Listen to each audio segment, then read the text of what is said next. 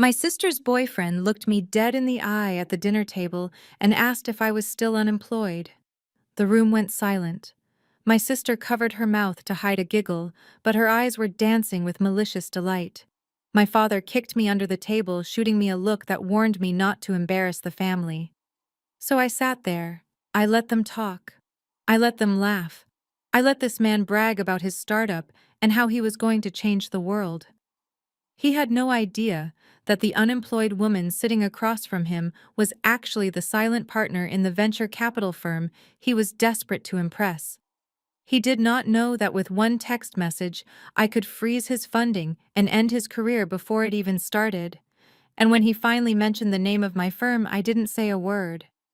I just pulled out my phone, looked him in the eye, and sent the text that turned his face pale. Before I tell you how I humbled an arrogant tech bro and reclaimed my dignity, let me know where you are watching from in the comments below. Hit like and subscribe if you have ever been the black sheep who turned out to be the greatest of all time. My name is Nia, and I am speaking to you from my penthouse overlooking the Atlanta skyline. From this height, the city looks like a circuit board of lights, silent and powerful. It is a stark contrast to the noise and chaos of my parents' dining room last Sunday. That was where the illusion finally shattered. You see, in the Jenkins household, there were always two roles. There was my sister Jasmine, the golden child, loud and demanding, who measured success by how many logos were visible on her handbag. And then there was me, Nia, the quiet one. The one who quit a stable banking job 2 years ago to pursue something my parents called a pipe dream, and I called building an empire. To them, silence meant failure. They did not understand that real wealth moves in silence. The dinner was supposed to be a celebration of Brad's new app launch. Brad is Jasmine's boyfriend, a man who wears his confidence like a cheap cologne that enters the room before he does. He drove up in a rented Tesla, walked into my parents' modest home, and immediately began scanning the room to see who he could impress. My mother Joyce was fluttering around him, taking his coat as if it were made of spun gold. "Oh, Brad," she said, "we are so honored you could make time for us simple folks." It was embarrassing. It was the kind of deep-seated insecurity that made my stomach turn. They looked at his white skin and his tech buzzwords and saw a savior. They looked at my simple silk blouse and my quiet demeanor and saw a charity case. We sat down to eat, and for the first 20 minutes the conversation was a monologue. Brad spoke about artificial intelligence, blockchain, and synergy. He used words that meant nothing to my parents, but they nodded along like bobbleheads desperate to be part of his world. Jasmine sat next to him, beaming occasionally, touching his arm to remind everyone that she was the chosen one. She looked at me across the table, her eyes scanning my outfit. I could hear her thoughts. She saw no jewelry, no designer logos, just a plain black top. She did not know the silk was vintage Armani, and the watch hidden under my sleeve was a Patek Philippe worth more than Brad's car. Then came the moment that shifted the atmosphere. Brad stopped mid-sentence, pointed his fork at me, and delivered the line that started the war. "So, Nia," he said, his voice dripping with condescending pity, "Jasmine tells me you are still finding yourself. You are still unemployed, right?" The clatter of silverware stopped. My mother froze. Jasmine let out a short, sharp laugh like a bark, and then covered her mouth. It wasn't just a question. It was a public execution of my character. I felt the heat rise in my cheeks, not from shame, but from a cold, simmering rage. I looked at my father, Otis, hoping for defense, hoping he would say that his daughter was intelligent, capable, and worthy of respect regardless of her job title. Instead, he cleared his throat, looked down at his plate, and muttered, "Nia, don't make a face. Brad is just trying to help. Listen to him. He is a CEO." That was the trigger. That was the moment the daughter they thought they knew disappeared, and the woman I actually am decided to step into the light. I took a slow sip of my wine, savoring the irony. A CEO. I looked at Brad, really looked at him, and saw the sweat on his upper lip. I saw the way his leg was bouncing nervously under the table. I saw the desperation of a man whose company was burning cash faster than he could print it. He thought he was sitting with a failure. He had no idea he was insulting the only person in the room who could save him. To understand the depth of my family's delusion, you have to understand the entrance Brad made that evening. An hour before the dinner that would seal his fate, a white Tesla Model S slid into the driveway. My father Otis watched from the living room window, parting the curtains with trembling hands, as if he were witnessing the arrival of a diplomat. He turned to my mother and whispered that this was what success looked like. I didn't have the heart to tell him that I saw the Hertz rental barcode sticker on the rear bumper as the car turned in. I knew for a fact that Brad's credit score wouldn't allow him to lease a bicycle, let alone a luxury electric vehicle. But in my parents' eyes, the car was a chariot, and Brad was Caesar, coming to inspect the provinces. He stepped out of the car wearing the standard uniform of the Silicon Valley pretender. A fleece vest over a button-down shirt, dark jeans, and all-birds sneakers. He adjusted his glasses, looked at our modest two-story brick house, and gave a nod that felt less like appreciation and more like an appraisal of low-income housing. My mother, Joyce, didn't wait for him to knock. She flung the front door open before he was even halfway up the walk. Her apron was gone, replaced by her Sunday best, and she had forced a smile so wide it looked painful. "Welcome home, son," she called out. The word son stung. I had been paying their mortgage anonymously for 3 years through a shell company, yet I was treated like a tenant. Brad, a man they had met 5 times, was family. Brad walked in bringing a gust of cool air and expensive, overpowering cologne with him. He didn't hug my mother. He offered her a firm, two-handed handshake, the kind a politician gives to a constituent. "Joyce, you look fantastic," he said, his voice loud and performative. "And the house, it has such a cozy, lived-in charm. It really speaks to the resilience of this neighborhood." My mother beamed, missing the backhanded nature of the compliment entirely. She ushered him into the kitchen, where the air was thick with the savory scent of roasted chicken, collard greens, and cornbread. These were recipes passed down from my great-grandmother, dishes that represented survival and love. Brad stopped in the doorway and took a deep, exaggerated inhale through his nose. "Wow," he said, turning to my father. "That is quite an aroma. It is so authentic. I love getting a taste of real urban ethnic cuisine. It makes me feel so connected to the grassroots." I stood by the refrigerator, gripping my water glass tight enough to leave fingerprints. He was talking about our family dinner as if it were a safari exhibit. He categorized our heritage as a novelty to be consumed. I waited for my father, a man who had worked 40 years at the post office and marched for civil rights, to correct him. I waited for him to say that this was just dinner, not a cultural field trip. Instead, Otis clapped Brad on the shoulder and laughed. "Only the best for our CEO, right? Joyce spent all day making sure it was up to your standards. We know you are used to that fancy food in the city, but we wanted to give you something real." Brad smiled, that tight, benevolent smile of a colonizer accepting a gift from the natives. "I appreciate it, Otis," he said. "It is good for me to step out of my bubble and see how the other half lives.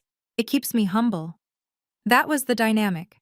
They worshipped him for descending from his imaginary throne to eat our food, and he basked in their adoration, convinced he was doing us a favor just by existing in our space. He sat at the head of the table without being asked, displacing my father, who happily took a seat to the side. As Brad spread his napkin over his lap, he looked at me for the first time since entering. "Hey, Nia," he said, not bothering to stand up. "I didn't see you there in the corner. You are blending in with the shadows today." I just smiled and took a sip of my water. I wasn't blending in. I was observing, and I was already calculating the cost of his destruction. If Brad was the king of this delusional little kingdom, my sister Jasmine was the court jester, desperate to be mistaken for a queen. As soon as he stepped fully into the living room, she was on him.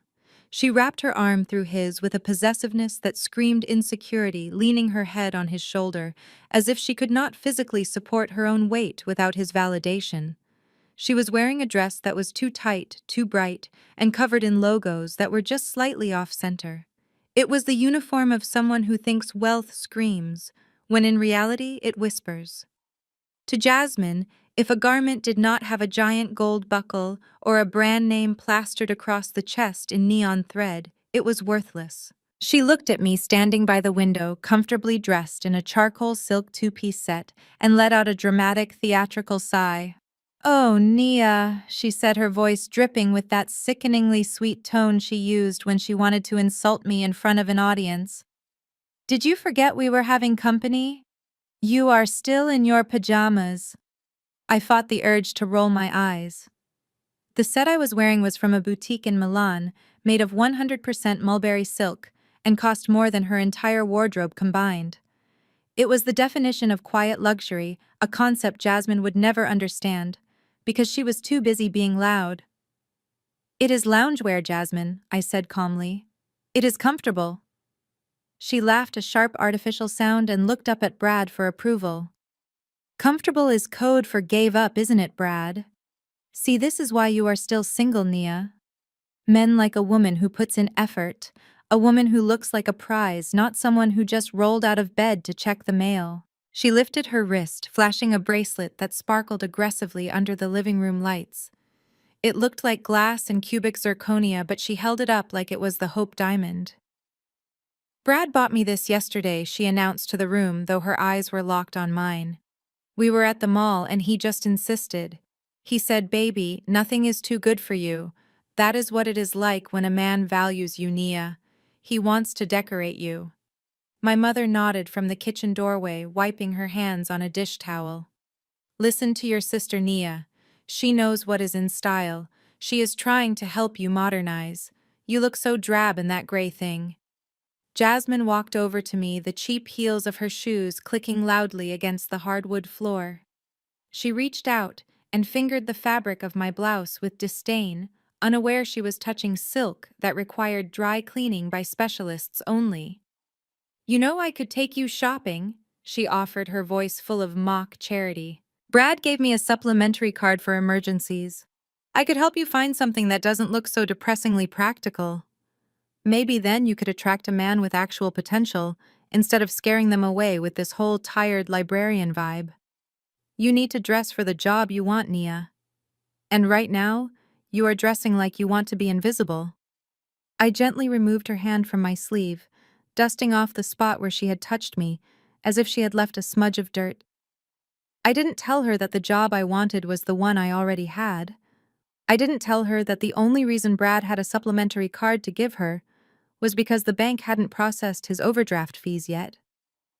I just smiled a small, tight smile. "Thank you for the advice, Jasmine," I said. "I will keep that in mind." She smirked, satisfied that she had put me in my place, and trotted back to Brad's side, ready to be his accessory for dinner. The transition to the dining table was a study in hierarchy. Brad took the seat at the head of the table, the spot my father had occupied for 30 years. Otis didn't even blink. He simply shuffled to the chair on the left, happy to cede his authority to the man he believed was the future of our family. As the roast chicken was carved and served, the silence was heavy, broken only by the sound of silverware scraping against porcelain. I focused on my meal, hoping to get through this dinner with my dignity intact. But Brad had other plans. He wasn't content with just occupying our space. He needed to dominate the conversation.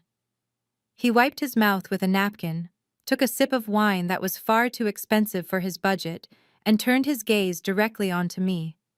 The air in the room shifted. It was an ambush. "So, Nia," he began, his voice booming with the confidence of a man who loves the sound of his own thoughts. "Let's pivot to something important. Your trajectory. Jasmine mentioned you have been out of the corporate game for 2 years now? In the tech world, that is a lifetime. That is practically an era. You are becoming obsolete data in a high-speed processor." I placed my fork down gently. "I am taking some time to evaluate my options," I said, keeping my voice neutral. Brad chuckled, shaking his head, as if I were a naive child trying to explain quantum physics. "Evaluate options. That is a very quaint way to put it. But let's be real. The market doesn't wait for evaluations. At Vision Flow, we are moving at the speed of thought. We are integrating blockchain protocols with generative AI to create a synergistic paradigm shift in the consumer ecosystem. My parents nodded vigorously. They had no idea what a blockchain was. They probably thought it was a type of jewelry. But because Brad said it with conviction, they treated it like gospel. Exactly, my mother chimed in. Brad is on the cutting edge, Nia. He understands how the world works. You could learn so much from him if you just put your pride aside.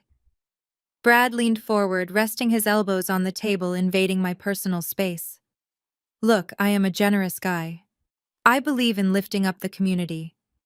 I hate to see potential wasted, even if that potential is dormant. I was thinking Vision Flow is scaling up rapidly. We have a lot of moving parts. We need someone to handle the logistics.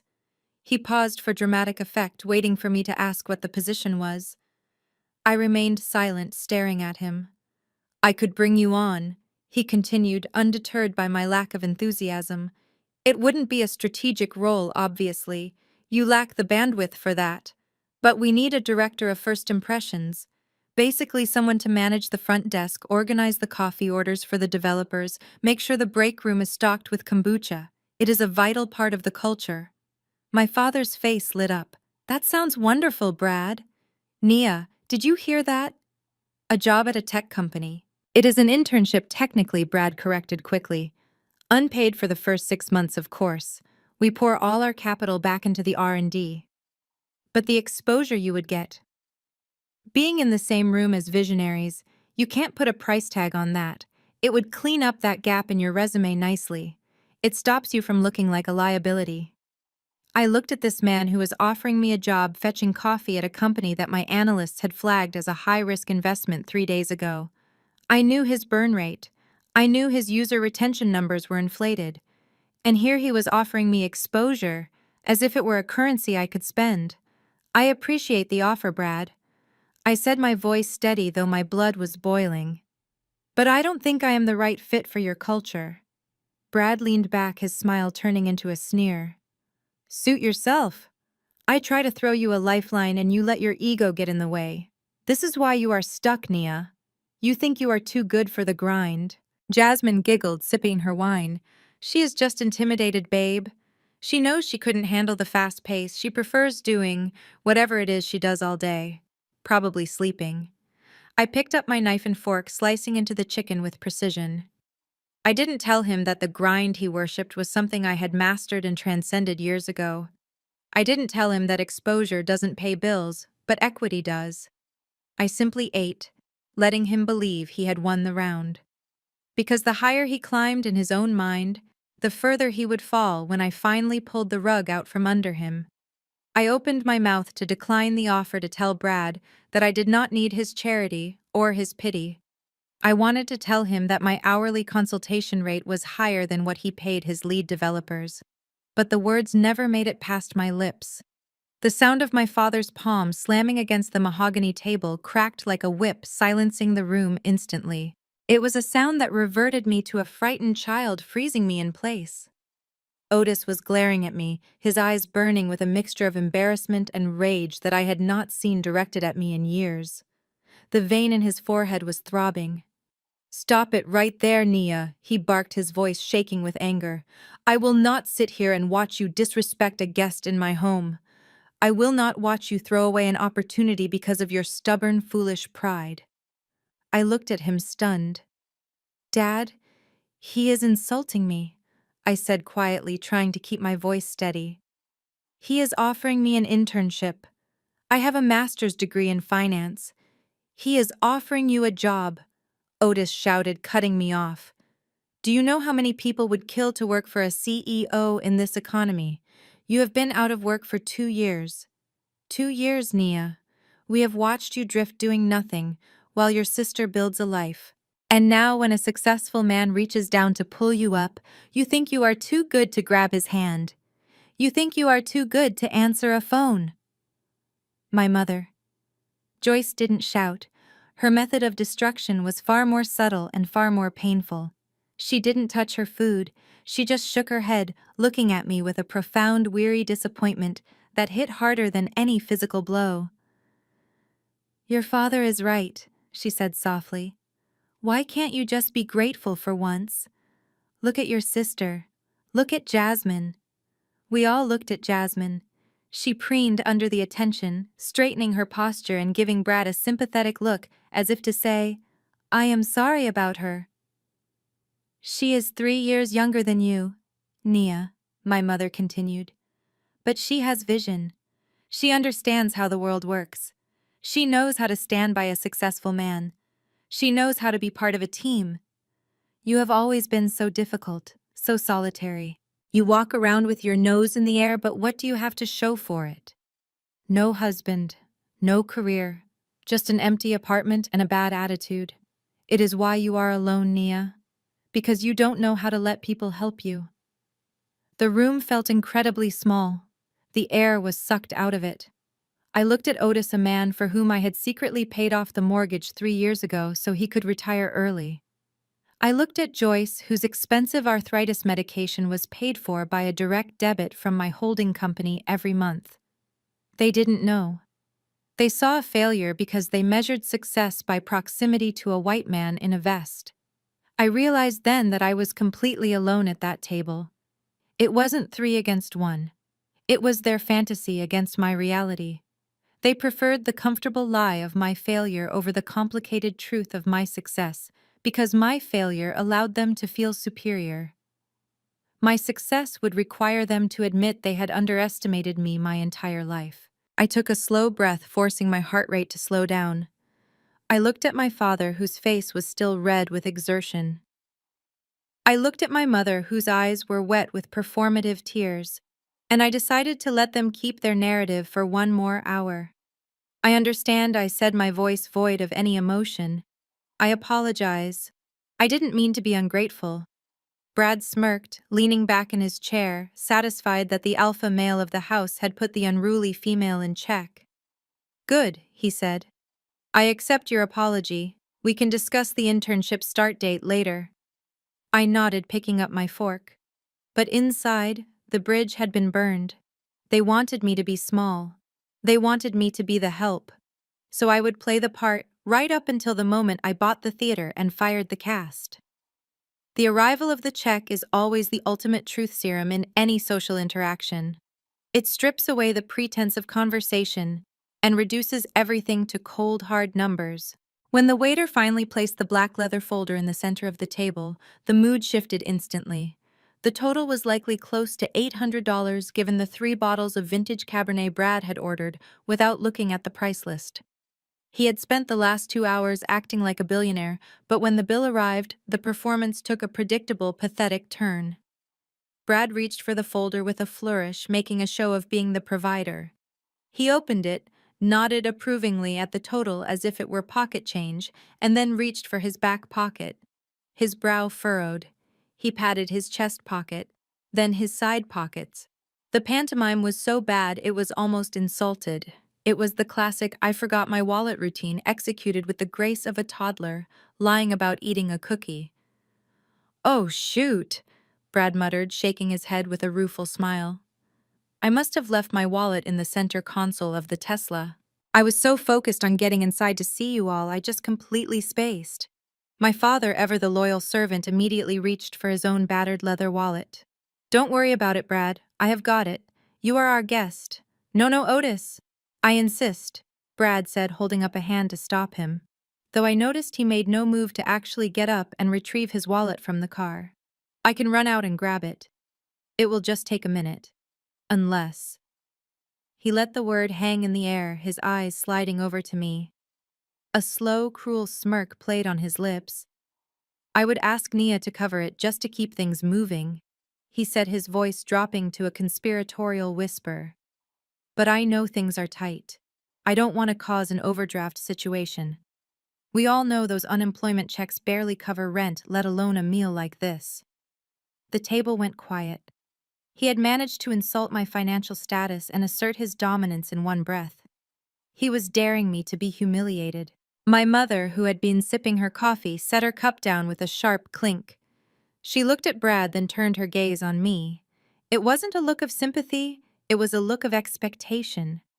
Nia, she said, her tone leaving no room for argument. Pay the bill. I blinked, looking at her. You want me to pay? I asked, keeping my voice level. After he just made a joke about me being broke. Don't be dramatic, my father chimed in, his hand still hovering over his own wallet. Brad forgot his wallet. It happens to the best of us. You have savings, Nia. We know you have money put away from your old job. Use it. Consider it a gift. A gift, I repeated, genuinely fascinated by their logic. Yes, a gift, my mother snapped. A welcome gift for your brother-in-law. Show him that you are happy he is part of the family. Show him that you support your sister. Stop hoarding your money and do something nice for once. Prove to us that you are not just bitter and jealous. The audacity was breathtaking. They were asking the unemployed daughter to cover an $800 dinner for the rich CEO, framing it as a test of my loyalty. If I refused, I was cheap and jealous. If I paid, I was a doormat. They thought they had trapped me. They thought I would crumble under the pressure or explode in anger. Brad watched me, his eyes twinkling with amusement. He thought he had checkmated me. He thought I would have to admit I couldn't afford it, or begrudgingly pay with a debit card that would be declined. I looked at the black folder sitting on the white tablecloth. I looked at my parents, who were glaring at me with judgment. And I looked at Brad, the man who claimed to be a visionary, but couldn't cover a dinner check. Fine, I said softly. I will take care of it. I reached for my purse, not the cheap one Jasmine thought I owned, but a custom leather piece lined with silk. I saw Brad exchange a look with Jasmine, a look that said, "Watch this, she is going to count out crumpled bills." They were ready to laugh. They had no idea I was about to silence them with a piece of plastic that carried more weight than Brad's entire existence. The walk to the server station felt like a quiet procession towards a secret coronation. Behind me, the laughter from my family's table continued, fueled by the wine I was about to pay for. Brad was likely recounting another tale of his imaginary conquests in the tech world, unaware that the real power in the room was walking away from him. I approached the counter where our waiter, a young man named Marcus, who had spent the entire evening fawning over Brad's rented Tesla key fob, was waiting with a look of mild impatience. He sighed audibly as I approached, his body language screaming that he expected a complication. He probably anticipated a declined debit card or a request to split the payment across 3 different accounts to scrape together the funds. One check, he said flatly, not even bothering to make eye contact. He held out his hand, palm open, expecting a worn piece of plastic. One check. I confirmed, my voice barely above a whisper. I reached into the inner pocket of my clutch, bypassing the standard platinum cards that most people consider status symbols. Those were for groceries. For this, I needed the heavy artillery. I pulled out the Centurion card, the American Express Black Card. It is made of anodized titanium, cold to the touch, and significantly heavier than a standard credit card. It is the kind of object that carries a mythos available only by invitation to those who spend millions. I dropped the card into Marcus's hand. The reaction was physical. As the weight of the metal hit his palm, his eyebrows shot up. He looked down, confused for a split second, and then his eyes widened in genuine shock. He froze. He looked at the card, then up at me, then back at the card. The boredom vanished from his face, replaced by a sudden frantic realization that he had completely misjudged the hierarchy of his customers. He had been serving the jester while ignoring the queen. "Ms. Jenkins," he stammered, his voice cracking slightly. He straightened his posture immediately, buttoning his vest with a nervous hand. I didn't realize. This is, if I had known." I leaned in closer, cutting off his apology with a sharp look. I raised a single finger to my lips. "Do not make a scene," I whispered, my tone icy and commanding. "Just run the card, 20% tip, and not a word to the table." He nodded vigorously, looking terrified. "Yes, ma'am. Of course, ma'am. Right away." He handled the card as if it were a religious artifact, inserting it into the reader with trembling fingers. The transaction approved instantly. There are no preset spending limits on a Centurion card. I could have bought the restaurant if I wanted to. He handed it back to me with both hands, offering the receipt pen like a peace offering. "Thank you, Ms. Jenkins," he said, his voice hushed and reverent. "Is there anything else I can get you? A private car? Anything at all?" "No," I said, slipping the Titan back into the darkness of my bag.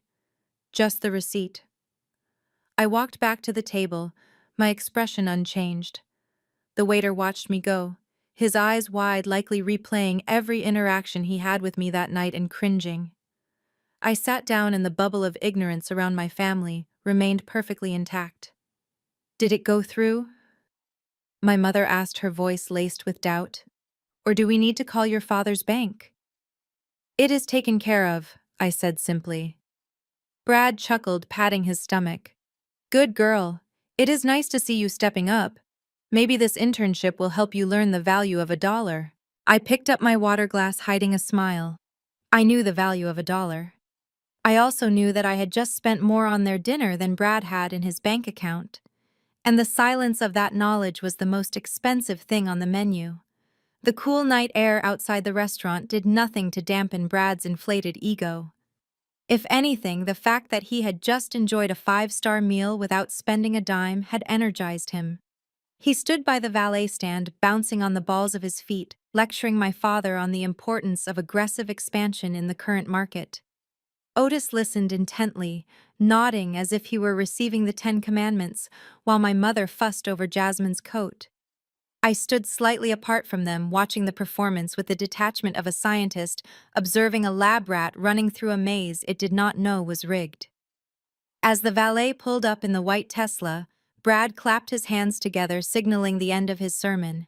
"Well, folks, it has been real. We need to get back. Big day tomorrow. We are pivoting the entire back-end architecture. Huge moves. I decided to test the waters one last time. I wanted to see if there was any substance beneath the buzzwords, any actual knowledge behind the facade. I stepped forward, blocking his path to the driver's side door just for a moment. "Brad," I said, keeping my voice casual, "I was reading about the liquidity crunch in the tech sector this morning. With interest rates where they are, I was wondering about your burn rate. How many months of runway does Vision Flow actually have left before you need a Series B injection?" The question was precise. It was technical. It was the kind of question a seasoned investor asks before writing a check or walking away. For a split second, I saw a flicker of panic in his eyes. His jaw tightened. He knew I was speaking a language he was barely fluent in. But then the arrogance washed back over him like a tide. He laughed, a loud, dismissive bark that made Jasmine giggle on cue. "Wow, listen to you," he said, shaking his head. "You read a couple of articles on Bloomberg, and suddenly you are an analyst." "That is cute, Nia. Really. But burn rate isn't just a number. It is a mindset. We are in growth mode. We don't worry about runway. We build the plane while we fly it." Jasmine hooked her arm through his, leaning in to whisper loud enough for me to hear. "She is just trying to sound smart, babe. She probably doesn't even know what liquidity means. She thinks it has to do with water." Brad grinned, opening the car door for her. "Yeah, well, nice try, Nia. My advice? Don't worry about my runway. Worry about your own. You have been unemployed for 2 years. That is a lot of runway you have burned through doing absolutely nothing. Focus on that receptionist gig. I will put in a good word for you, but you have to promise not to use big words you don't understand. It scares the clients." My parents laughed along with him, a nervous, eager sound. "Good night, Nia," my mother said, kissing my cheek quickly. "Listen to Brad. He knows what he is talking about. Drive safe, you two." I watched them pile into the car. The Tesla hummed to life and pulled away, their laughter fading into the traffic of the city. My parents got into their modest sedan a moment later, waving at me to get to my own car, assuming I was parked around the corner in some beat-up compact. I stood there on the curb until both cars were out of sight, letting the silence settle around me. Only then did I lift my hand and make a small, subtle gesture. From the shadows of the parking lot, a black Cadillac Escalade with tinted windows pulled up smoothly to the curb. The back door opened, and Sebastian, my driver and security detail for the past 2 years, stepped out. He was a mountain of a man, in an impeccable suit, the kind of professional who knew everything, but said nothing. "Good evening, Ms. Jenkins," he said, holding the door open. "Home." I looked at the empty street where my family had just vanished, leaving me behind without a second thought. "No, Sebastian," I said, sliding into the leather interior that smelled of success and solitude. "Take me to the office. I need to review the Aurora Capital files. I have a meeting on Monday that I need to prepare for." As the heavy door clicked shut, sealing me off from the noise of the street, I pulled up the Vision Flow dossier on my tablet. Brad told me to worry about my runway. He had no idea I was about to become the air traffic controller who grounded his entire fleet. 3 hours later, the contrast between the parking lot and my reality could not have been starker. I sat in my home office surrounded by the glow of three 40-inch monitors. The Atlanta skyline twinkled silently behind me through the floor-to-ceiling glass, but my focus was entirely on the faces on the center screen. It was 9 p.m. locally, but it was morning in Singapore, and the negotiation for the Series A funding of a fintech startup was reaching its critical point. I wasn't the silent girl at the dinner table anymore. Here I was, the managing partner of Aurora Capital. "Mr. Tan," I said, my voice projecting an authority that would have shocked my father. "Your valuation is based on projected growth in the Malaysian market, but your regulatory approval is still pending. Aurora is willing to lead the round at 15 million, but we want a board seat and 20% equity. That is the offer. You have until the market opens to decide." On the screen, the CEO of the startup nodded respectfully. He didn't see a girl in pajamas or a failure. He saw a shark. "We understand, Ms. Jenkins," he said. "We are honored by the offer." I ended the call and leaned back in my Herman Miller chair, exhaling a long breath. This was who I was. I moved millions of dollars with a sentence. I shaped the future of companies. I took a sip of sparkling water, feeling the adrenaline of the deal settle into a hum of satisfaction. Then my personal cell phone buzzed against the mahogany desk. It wasn't the encrypted work phone. It was the family line. The screen lit up with the word "Mom." The ringtone felt like an intrusion, a jarring reminder of the other life I was living. I picked it up. "Hello, Mom." Nia. Her voice came through sharp and demanding, stripped of the sweetness she used for Brad. "I need you over here first thing tomorrow morning.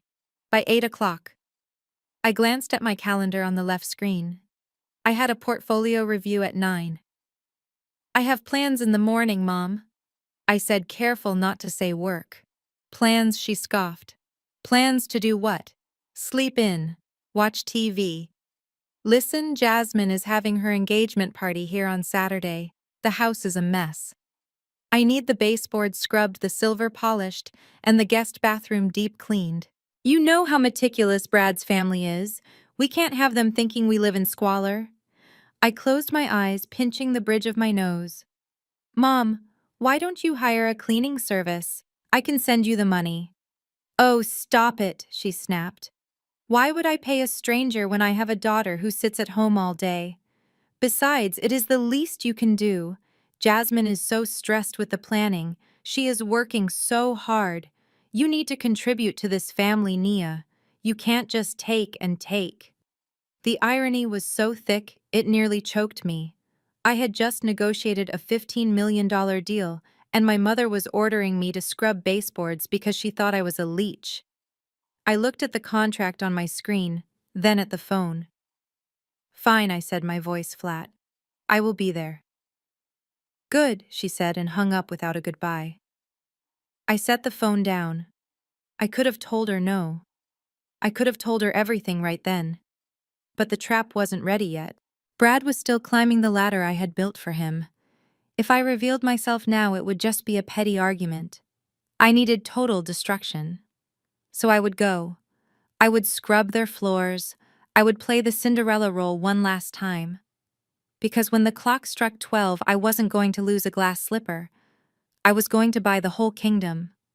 While I was downstairs performing the role of the dutiful, unemployed daughter scrubbing the kitchen floor until my knuckles were raw, Jasmine was upstairs conducting a raid. The hierarchy in our house was clear. I was the labor, and she was the management. She told Mom she needed to rest before her big night out with Brad's friends, claiming the stress of being a public figure on Instagram was exhausting. So while I inhaled the fumes of industrial cleaner, she drifted into my old bedroom, the guest room where I had left my things earlier that morning. I had arrived straight from a red-eye flight from New York the day before and hadn't fully unpacked my weekender bag. Tucked inside beneath a layer of gym clothes was my holy grail, a black Hermes Birkin 30 with gold hardware. It was an investment piece, an asset that appreciated in value faster than the stock market. I treated that bag with more respect than my parents treated me. I kept it in its dust bag stuffed with acid-free tissue paper to maintain its shape. To Jasmine, however, it was just an object to be consumed. I can reconstruct the scene perfectly, because I know my sister better than she knows herself. She would have rifled through my bag looking for cash or perhaps a receipt she could mock. When her hand brushed against the textured leather of the Birkin, she didn't recognize the grain of supreme quality. She pulled it out, holding it up to the light. I imagined she looked for a logo. She looked for the loud, tacky branding that defined her wardrobe. Finding none, she likely curled her lip in disgust. To a woman who worships labels, quiet luxury looks like poverty. She assumed it was a knockoff. She assumed I had bought it from a street vendor to pretend I was someone I wasn't. God, Nia, even your fake bags are boring, she probably whispered to the empty room. No logo. Who buys a bag with no logo? But Jasmine had a problem. She had a new dress for the club that night, a neon monstrosity that required a simple black accessory to ground it. Her own closet was full of bags that were falling apart, the cheap stitching fraying after 2 uses. She looked at my Birkin. In her mind, it was worthless, a throwaway item made of vegan leather, which is just a polite word for plastic. She didn't see the hand stitching. She didn't see the stamp of the artisan. She just saw a prop. She made the executive decision to liberate the bag from my possession. She dumped my contents out onto the bed, my iPad, my noise-canceling headphones, my portfolio, carelessly tossing them aside.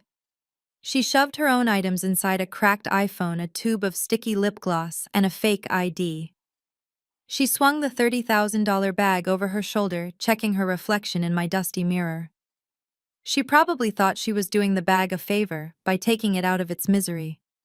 She walked out of the room, banging the bag against the doorframe as she exited, scratching the hardware against the wood.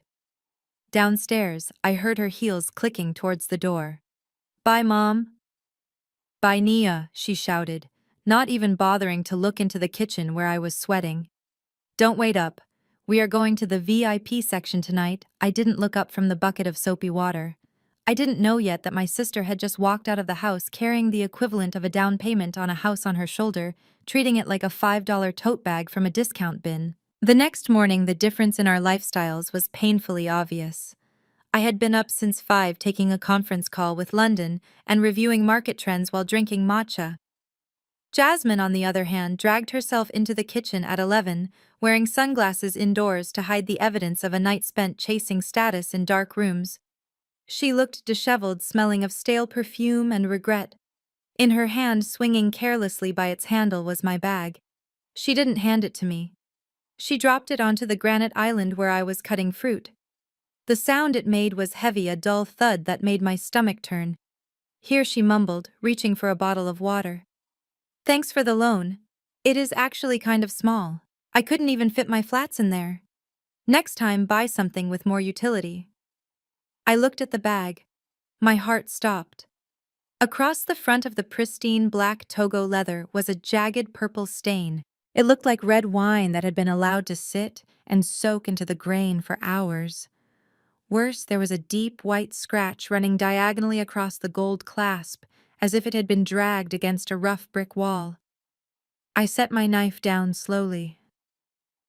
"Jasmine," I said, my voice dangerously quiet.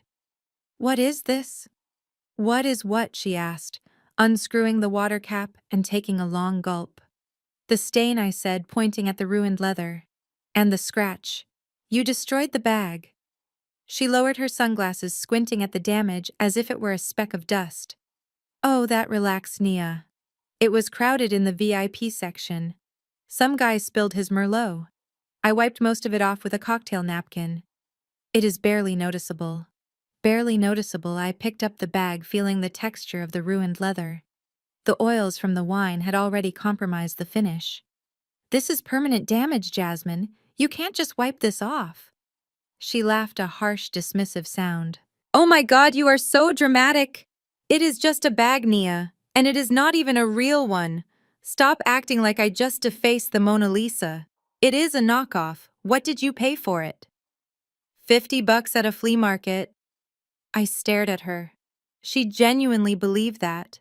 She was so blinded by her own ignorance that she couldn't tell the difference between a $30,000 investment piece and cheap plastic. It is not a knockoff, I said, my voice tight. Yeah, okay, she sneered, leaning against the counter. Look, if you are going to cry about it, I will replace it. I am going to Walmart later to pick up some streamers for the party. I will grab you a tote bag.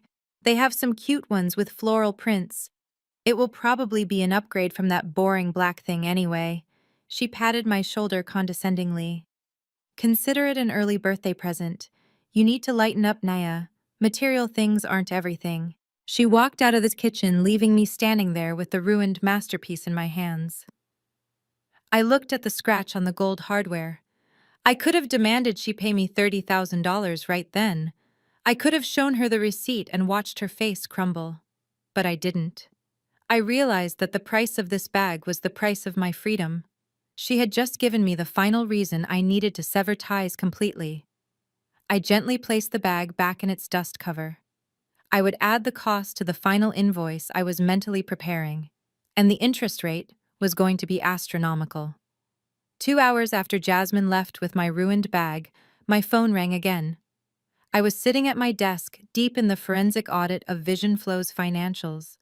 The numbers on my screen were painting a grim picture of a company that was bleeding cash from self-inflicted wounds. There were exorbitant charges for client dinners that looked suspiciously like personal dates and travel expenses for conferences that didn't exist. I was just highlighting a line item for a luxury car rental when Brad's name flashed on my personal phone screen. I debated letting it go to voicemail, but my curiosity got the better of me. I wanted to hear the voice of the man whose financial ruin I was currently mapping out. I answered on speakerphone, keeping my eyes glued to the spreadsheet of his incompetence. Hello, Brad, I said, keeping my voice neutral. He didn't bother with a greeting. Nia, I need a favor, and honestly, it is more of an opportunity for you than a favor to me. I am in a bit of a jam. I waited. My office manager called out sick, he lied. I knew for a fact he didn't have an office manager because I was looking at his payroll, which consisted of 3 underpaid developers and himself. The cleaning crew also flaked. It is hard to find good help these days. Anyway, I have a massive meeting coming up. High-level investors. The place is a disaster. I need you to come down here and organize the filing cabinets. Maybe wipe down the conference table and grab some coffee for the break room. I sat back in my chair, stunned by the sheer volume of his audacity.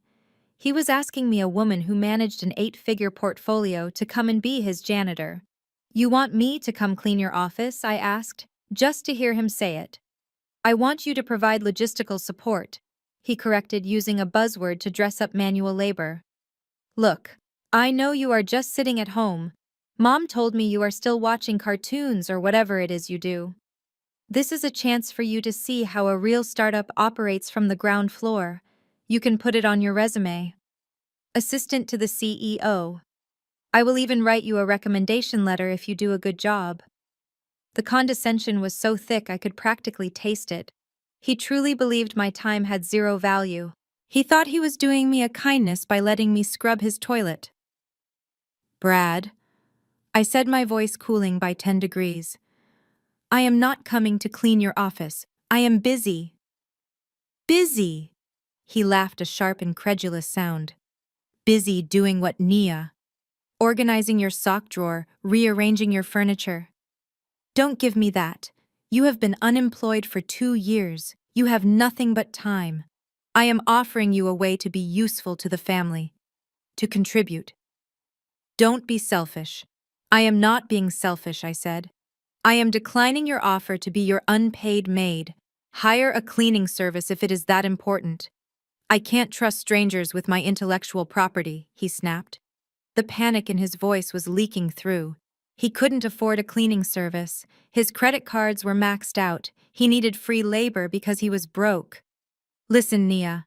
If you don't come down here, I am going to have to tell Otis. I will tell him that when I reached out to give you a hand, you slapped it away. You know how much that will disappoint him? Do you really want to be the reason the family looks bad? Again, he was weaponizing my father's approval against me. It was a low tactic, but it was all he had left. I looked at the screen at the line item showing he had spent $5,000 on a custom ergonomic chair, while his rent was 2 months overdue. Tell him whatever you want, Brad, I said. But I am not coming. I have my own meetings to prepare for. Meetings? He scoffed. What with your therapist, fine. Stay in your hole. But when I close this deal and take the family to Paris, don't expect a ticket. You just talked yourself out of the inner circle. He hung up, slamming the phone down hard enough that I heard the crackle on the other end. I stared at the disconnected call, feeling a cold smile spread across my face. He was worried about a messy office for his big meeting. He had no idea that the person he just tried to bully into taking out his trash was the same person who was going to decide if his company lived or died on Monday morning. I turned back to my spreadsheet. I didn't need to clean his office. I was about to clean him out. The fallout from my refusal to be Brad's unpaid janitor was immediate and digital. In the modern age, family dysfunction does not stay behind closed doors. It is broadcast in high definition for the world to judge. I was sitting on my terrace reviewing the quarterly earnings of a biotech firm I held stock in when my personal phone began to buzz incessantly. It was not a call. It was a flood of notifications from the Jenkins Family Connect group chat, a digital space usually reserved for birthday wishes and prayer requests. Today, however, it was a public square for my execution. I opened the app and saw the catalyst. Jasmine had taken to social media. She had posted a selfie on Instagram, cross-posted to Facebook, where all our older relatives lurked. In the photo, she looked staged to perfection, messy bun glasses she didn't need sitting amidst a pile of papers in what was clearly the corner of Brad's disorganized office. The caption was a masterpiece of passive-aggressive manipulation. It read, "So exhausted from building an empire from scratch. It is hard work, but someone has to do it.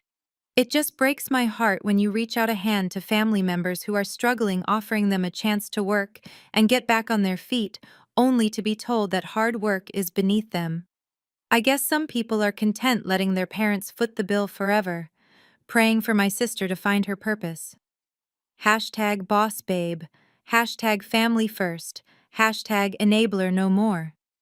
The comments section was a shark tank. My cousin Tamika wrote SMH. "Some people just want a handout, Jazz. You are doing your best." My Aunt Sheila added, "A slothful hand makes for a poor life." Proverbs 10:4. We are praying for her spirit to be convicted. They were talking about me as if I were a drug addict or a criminal, simply because I refused to organize filing cabinets for a man who rented a Tesla to impress them. I watched the comments roll in, each one a brick in the wall they were building between us. I took screenshots of everything, not to dwell on the pain but to document the betrayal. Then the phone rang. The caller ID displayed Aunt Denise. Denise was the matriarch of judgment, a woman who had not worked a day since 1995 but had strong opinions on everyone else's career. I answered, expecting a lecture. "I got an ambush. Nia, she didn't even say hello. I just got off the phone with your mother. Is it true? Did you really refuse to help that nice young man, Brad? After everything he has done for this family?" I kept my voice calm. "He wanted me to clean his office, Aunt Denise. I declined." You declined," she repeated, her voice rising an octave. "Who do you think you are to decline work? You are sitting in that apartment. Your father probably pays for doing absolutely nothing with your life. and you turn up your nose at an opportunity. You are a disgrace, Nia. A disgrace to the Jenkins name. Your grandfather worked 2 jobs with a bad back, so we could have opportunities, and here you are, acting like a princess while your sister carries the weight of the world. I listened to her breathing heavily on the other end. She had no idea that the apartment my father pays for was a penthouse I bought with cash. She had no idea that the weight Jasmine was carrying was a counterfeit handbag I paid for. You are embarrassing us, Denise continued. The whole church is whispering about Otis's unemployed daughter. Fix this, Nia. Go down there, apologize to Brad, and scrub those floors if he asks you to. Or don't bother showing up to the reunion next month. We don't need that negative energy. She hung up before I could respond. I lowered the phone, looking at the black screen. They called me a disgrace. They called me lazy. They wanted me to scrub floors to earn my place in the family. I placed the phone gently on the glass table. I wasn't going to scrub floors, but I was definitely going to clean house. And when I was done, there wouldn't be a speck of their disrespect left. The digital harassment from my family continued well into the afternoon, but I had silenced my phone and retreated to the one place where emotions held no currency. My private office was located in a nondescript building downtown, a sanctuary of glass and steel where I orchestrated my real life. Waiting for me there was David, my head of due diligence and arguably the most dangerous man on my payroll. He didn't carry a gun, he carried information, and what he had waiting for me on his tablet was lethal. I sat down at my desk, the leather cool against my skin, and David didn't waste time with pleasantries. He slid the black folder across the polished mahogany surface. "It is worse than we thought," he said, his voice clipped and professional. "Vision flow isn't just struggling, Nia. It is a cadaver that hasn't realized it is dead yet." I opened the file. The first page was a summary of Brad's corporate accounts. The numbers were bathed in red ink. "He has 0 recurring revenue," David explained as I scanned the documents. "The client list he boasts about on LinkedIn. It is fabricated. Most of those companies have never heard of him. He lists partnerships with Microsoft and Google, but those are just standard free developer accounts available to anyone with an email address." I turned the page. The payroll records were even more damning. "He hasn't paid his 3 developers since April," David continued. "He keeps promising them equity in lieu of salary, claiming a massive funding round is imminent. 2 of them have already filed complaints with the labor board. But the real ticking time bomb is the tax situation. Brad has been withholding payroll taxes from their checks, but not remitting them to the IRS. He is using that money to lease the Tesla and pay for those dinners he treats your parents to. That is federal fraud, Nia. If the IRS looks at him sideways, he is going to prison." I looked at the bank statements. The company headquarters he bragged about was a WeWork co-working space, and his membership had been suspended last week for non-payment. He was currently running this global empire from a coffee shop with free Wi-Fi. "But here's the kicker," David said, tapping the final document in the stack. "He is desperate. He knows the walls are closing in. He has been shotgunning applications to every venture capital firm in the city for a lifeline." I looked down at the paper. It was a funding application. The cover letter was filled with the same buzzwords he had vomited at the dinner table. Synergy, paradigm shift, disruption. But the recipient line made me freeze. "He applied to us." I whispered, a smile slowly forming on my lips.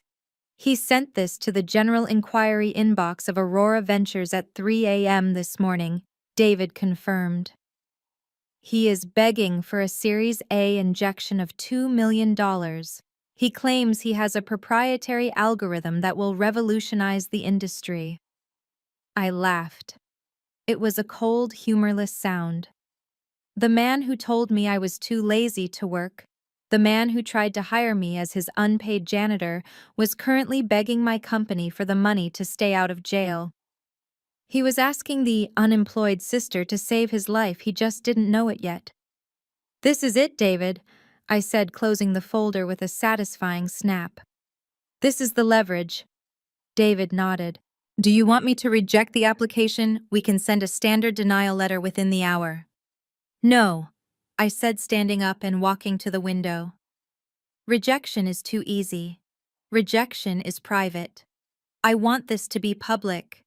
I want him to believe he has won. I want him to walk into the lion's den thinking he is the tamer. I turned back to David. Flag the application. Fast track it. Tell the intake team to schedule a pitch meeting for Monday morning. Tell him the managing partner is personally interested in his vision. David smiled. He knew exactly what I was doing. Consider it done. I looked out at the city. Brad wanted a seat at the table. He wanted to play with the big boys. I was going to give him exactly what he wanted. I was going to invite him into my world, and then I was going to show him why you never ever underestimate the quiet one in the room. The Sunday barbecue was a Jenkins family institution, a ritual of ribs, potato salad, and performative unity. Today, however, it served as a coronation ceremony for the king of lies. Brad stood by the grill tongs in one hand and a bottle of imported beer in the other, holding court like a conquering hero. He was surrounded by my uncles and cousins, men who had worked with their hands their entire lives, listening with rapt attention as Brad spun a fairy tale about software and algorithms. The smoke from the grill swirled around him, creating an almost mythical aura for a man whose credit score was lower than the temperature of the meat. Gentleman, Brad announced, his voice carrying over the Isley Brothers track playing on the speakers. You are looking at the next phase of the internet. I just got word this morning. Aurora Capital. The big dogs. They are practically banging down my door. We are talking about a valuation that is going to put Vision Flow in the Unicorn Club by Christmas. My father, Otis, beamed. He looked around the backyard, catching the eyes of the neighbors, making sure everyone understood that this genius was his future son-in-law. A unicorn, Uncle Ray asked, looking confused. Brad laughed, a sound that grated on my nerves like sandpaper. It means $1 billion, Ray. It means we have made it. It means the days of struggling are over. Then came the moment that made my stomach turn physically. Brad walked over to my mother, Joyce, who was sitting in her lawn chair fanning herself. He wrapped a sweaty arm around her shoulders and squeezed tight. And I will tell you what the first order of business is, he declared loud enough for the entire street to hear. As soon as that check clears next week, I am moving Otis and Joyce out of this place. No offense to the neighborhood, but you folks deserve a mansion. I am thinking of a gated community, maybe a golf course view down in Buckhead. 6 bedrooms. I am going to buy it cash. No mortgage. Just a small thank you for raising such a beautiful daughter. My mother actually teared up. She pressed her hand to her chest, looking at him as if he were a divine messenger sent to deliver her from mediocrity. Oh, Brad, she whispered, her voice trembling. You are too good to us. You are the son we always prayed for. She looked over at me, her eyes hardening instantly. Why can't you be more like him? Nia, look at what he does for family. I stood by the cooler, nursing a soda, watching my parents worship a man whose bank account was currently overdrawn by $400. They were crying tears of joy over a promise made of smoke. The irony was suffocating. I had paid off their current mortgage 3 years ago anonymously through a trust so they wouldn't have to worry about retirement. I paid their medical bills. I paid for the new roof they thought was covered by insurance. They had never thanked me because they didn't know it was me. Now they were ready to canonize a man who was lying to their faces about a mansion he couldn't afford to rent, let alone buy. Brad caught my eye across the yard. He winked. It was a gloating, arrogant wink that said, I own them. He raised his beer in a mock toast to me. To the future Nia, he called out. Try to keep up. I raised my soda can in return, keeping my face perfectly impassive. I didn't say a word. I just thought about the calendar alert on my phone for Monday morning. The pitch meeting. He thought he was toasting to his future. I knew he was drinking to his funeral. Enjoy the ribs, Brad, I thought. It is the last good meal you are going to have for a very long time. As the sun began to dip below the tree line, casting long shadows across the backyard, the barbecue transitioned from a party into something that resembled a religious service. Brad was the deity, and my family was the congregation. He sat in my father's favorite lawn chair, feet propped up on the cooler holding court while my mother practically fed him grapes. She had cut him the largest slice of her famous red velvet cake, serving him before she even served herself or my father. Nia, my mother called out, not looking away from Brad. Bring a fresh roll of paper towels. Brad has a little barbecue sauce on his chin. I stood by the trash can holding a heavy black bag filled with the paper plates and bones of the feast they had enjoyed. I looked at my mother. A woman who had once worked 2 jobs to keep the lights on, now waiting hand and foot on a man who was lying to her about a mansion he could never afford. I looked at my father Otis, who was listening to Brad explain why college degrees were outdated. The disrespect was no longer just annoying, it was nauseating. For 2 years I had protected them. I had kept my success hidden to avoid making them feel inadequate. I had paid their bills in secret to preserve their dignity. I had allowed them to believe I was struggling so they could feel needed. But as I watched Brad wipe his mouth with the napkin, I had fetched, winking at me with that smug, untouchable arrogance, something inside me finally snapped. Mercy had run its course. I realized that by protecting them from the truth, I was only enabling their delusion. They didn't want a daughter. They wanted a scapegoat. And they didn't want a son-in-law. They wanted a lottery ticket. Brad was selling them a dream that was going to turn into a nightmare the moment the eviction notices started showing up. If I didn't stop him now, he would drag them down with him when he crashed. I dropped the trash bag. It hit the ground with a heavy thud, but no one noticed. They were too busy laughing at another one of Brad's jokes. I pulled my phone from my pocket. The screen seemed to glow brighter in the twilight.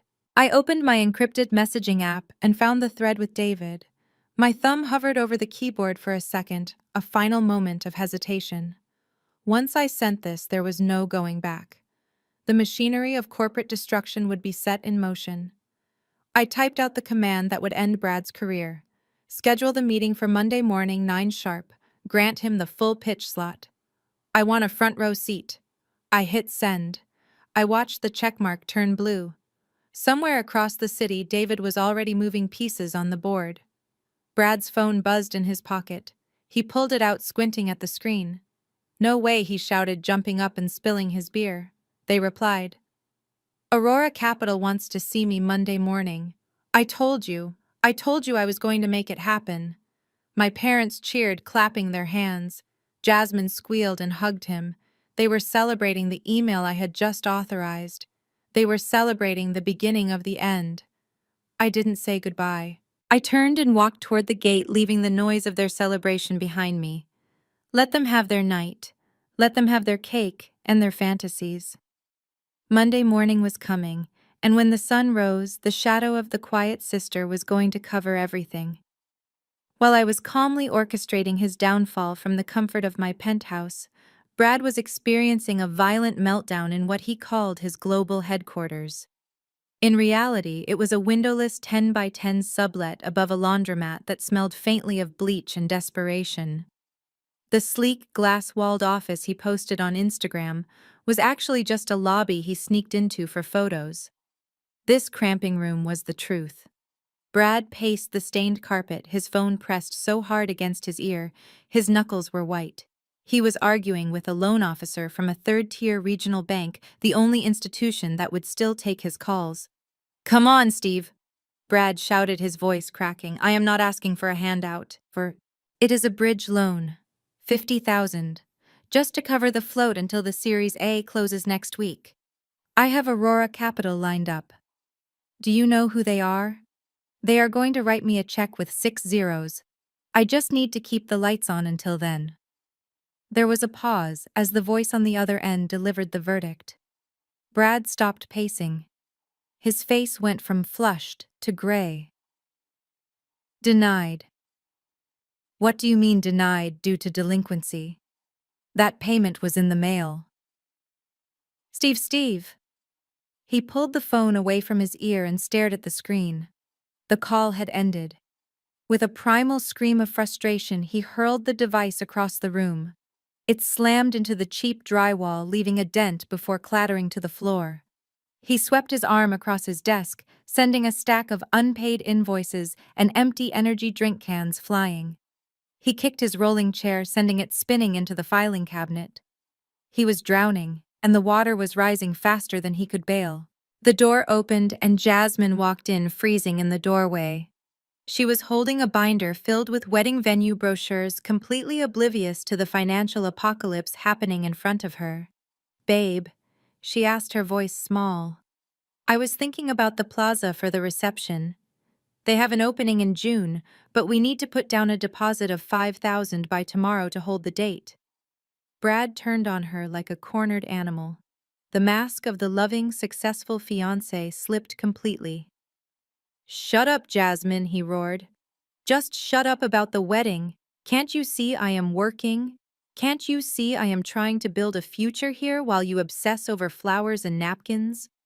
Jasmine recoiled, clutching the binder to her chest. "I just thought, since we are going to be rich next week." "We are not rich yet," he screamed, running his hands through his hair. "I have to close the deal first. And to close the deal, I need to look the part. I need a new suit. I need to get the Tesla detailed. I need to print the prospectus on high-quality stock. I need cash, Jasmine. Right now. Not deposit money for a party. I need operating capital." He looked around the messy room, breathing hard. He was terrified. He knew that if he walked into Aurora Capital looking like a broke amateur, they would smell the fear on him. He needed to maintain the illusion of success for 48 more hours. If he could just fool them, he could pay off everything. But he was tapped out. His cards were frozen. Jasmine's cards were maxed out. He looked at Jasmine, his eyes narrowing. He didn't apologize for yelling. Instead, his mind started working, looking for one last source of liquidity. He remembered the dinner. He remembered me paying the bill. He remembered the lie my parents told him about my savings. "Put the binder away," he said, his voice dropping to a low, manipulative register. "We need money to secure the bag, Jasmine. And I think I know exactly which ATM we are going to use. Call your sister. Tell her we are coming over for dinner. And tell her to have her checkbook ready." That evening, the atmosphere in my parents' living room shifted from hostile to bizarrely hospitable. I was sitting on the sofa nursing a cup of tea and mentally reviewing the term sheet for the Vision Flow acquisition when the front door opened. Brad and Jasmine walked in, but the dark cloud that had followed them earlier was gone. In its place was a frantic, terrifying cheerfulness.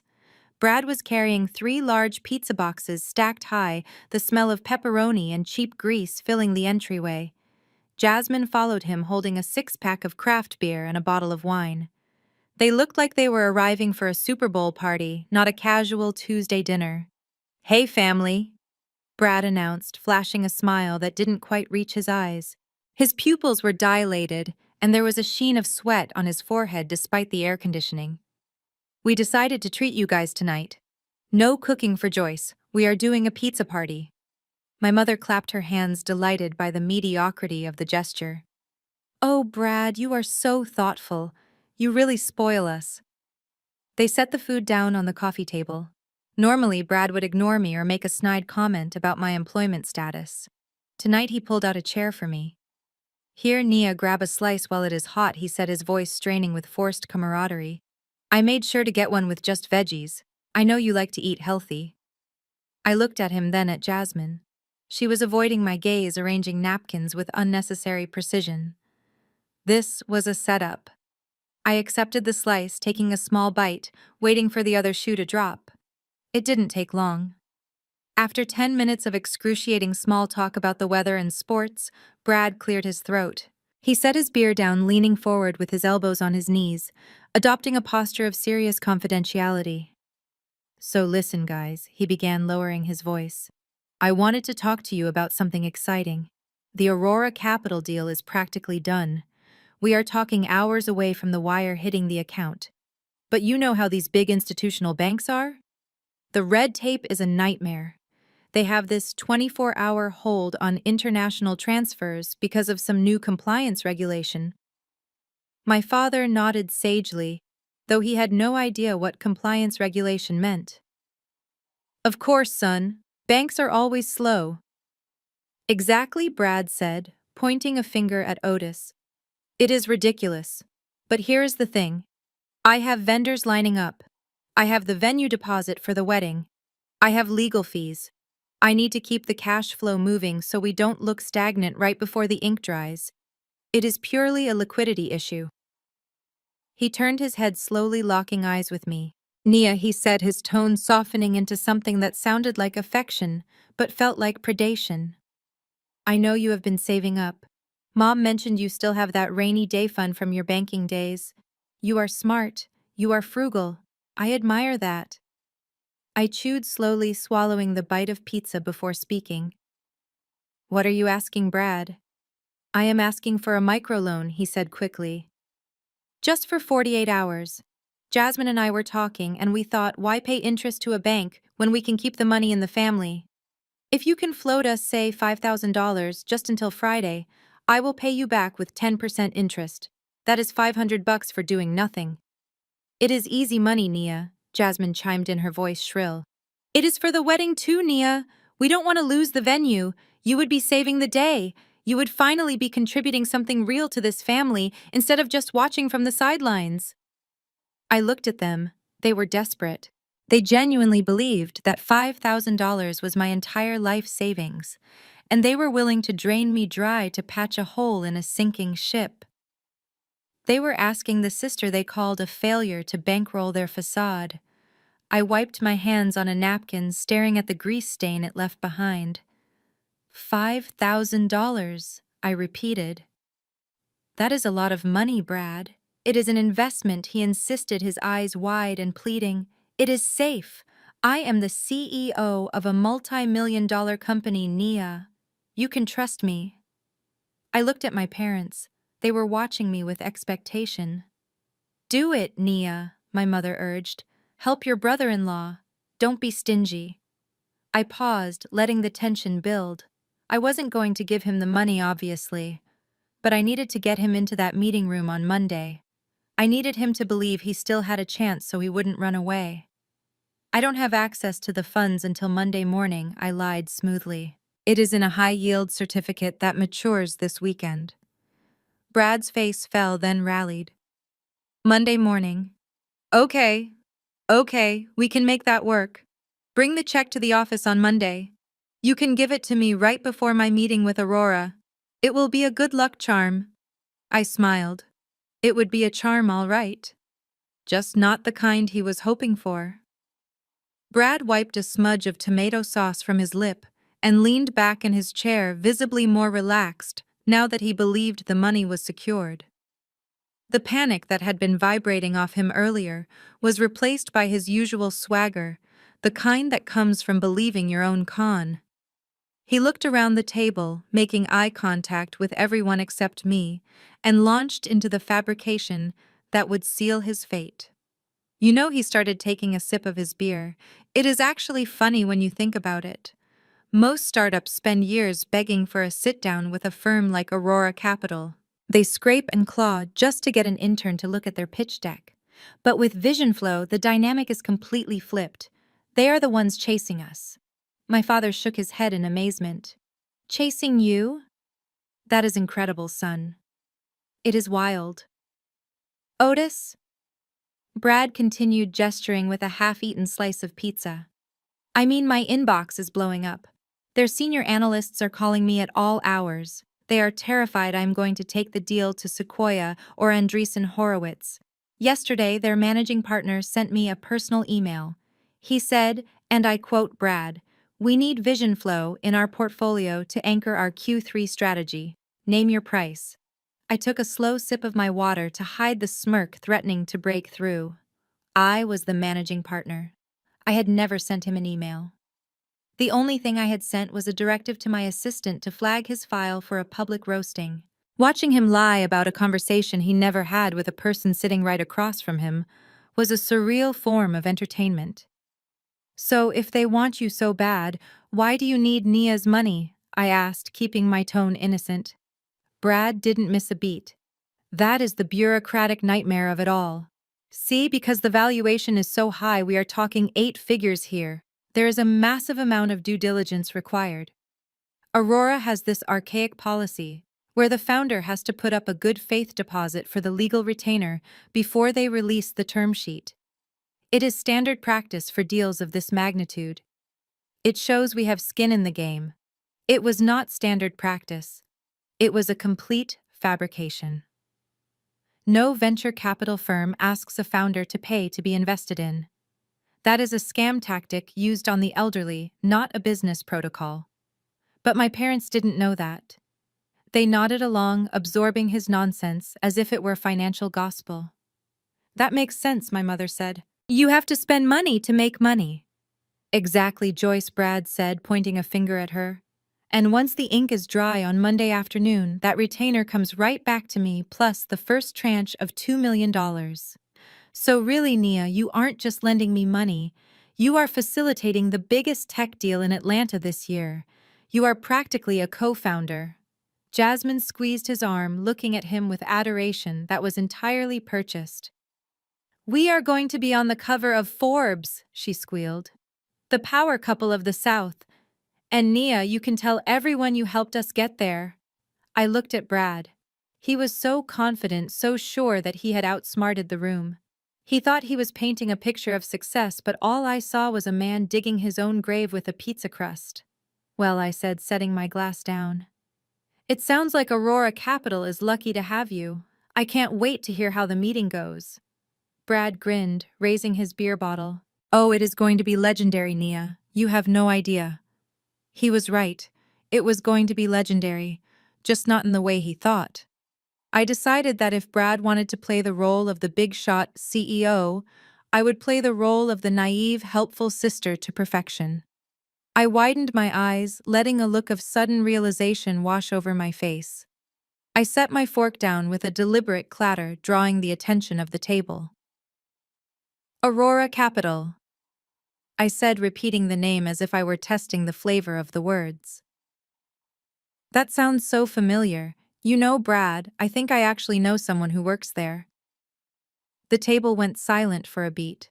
Then Brad let out a short, sharp laugh. It was the kind of laugh a parent gives a toddler who claims they can fly. You know someone at Aurora, Nia? He asked, a smirk playing on his lips. Who? The guy who waters the plants in the lobby? Or maybe one of the security guards?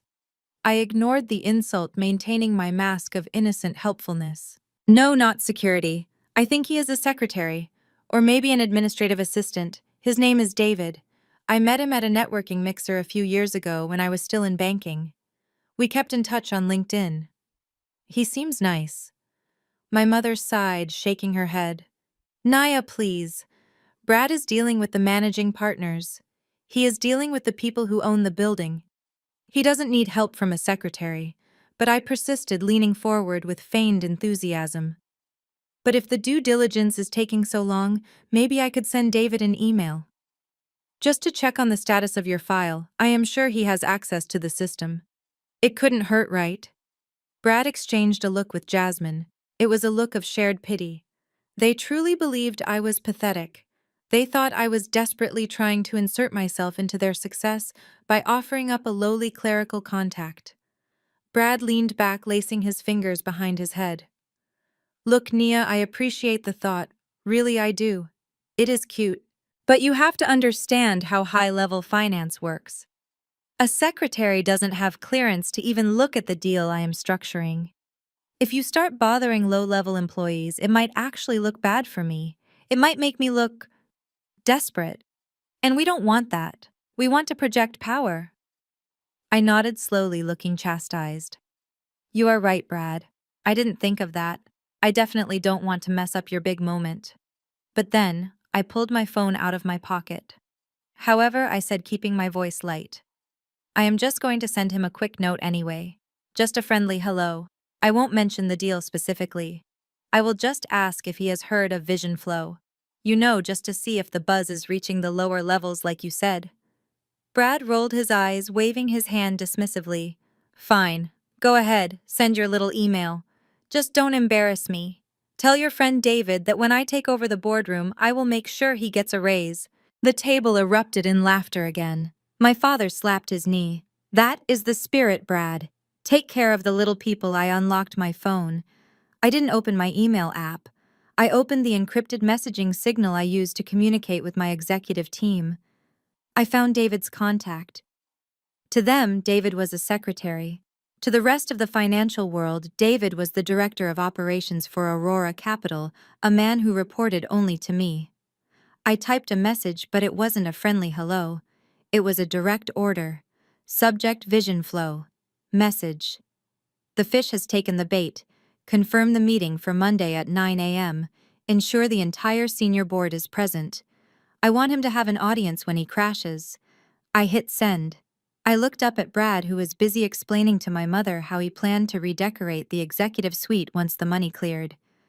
Done, I said, smiling sweetly. I sent it. Hopefully it helps. Brad didn't even look at me. Yeah. Thanks, Nia. Now about that $5,000. Can I pick up the check on Monday morning before I head to the meeting? Absolutely, I said. I will hand it to you personally. I wasn't lying. I would hand him something on Monday. It just wouldn't be a check. It would be a reality check. Brad didn't just laugh. He threw his head back and roared a sound so loud and sudden that it startled the cat sleeping in the corner. He slapped the table with his open palm, shaking the silverware and making the wine glasses tremble. It was a performance of pure, unadulterated amusement, the kind of reaction you have when a child says something precocious and impossibly stupid.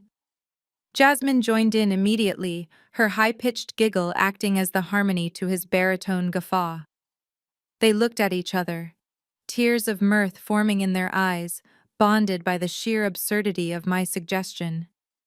"Oh, Nia," Brad gasped, wiping a tear from his cheek. "That is adorable."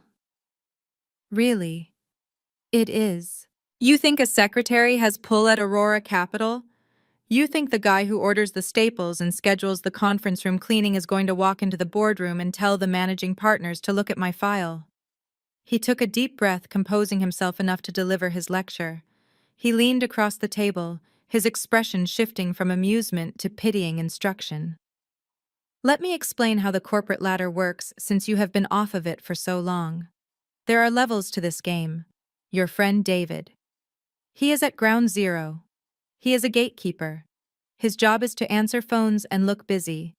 I am operating at the C-suite level. I am talking to the people who own the building, Nia. When I walk into that room on Monday, I am not going to be dealing with the help. I am going to be dealing with the kings. If you have your little friend send an email, it is just going to get lost in the spam folder, along with the offers for discount toner cartridges. Jasmine chimed in, shaking her head as she picked at a pepperoni slice. It is honestly kind of embarrassing that you even suggested it, Nia. It shows how out of touch you are. You are trying to act like you have connections, but you are connecting with the wrong people. It is like bragging that you know the janitor at the White House. It doesn't mean you get a meeting with the president.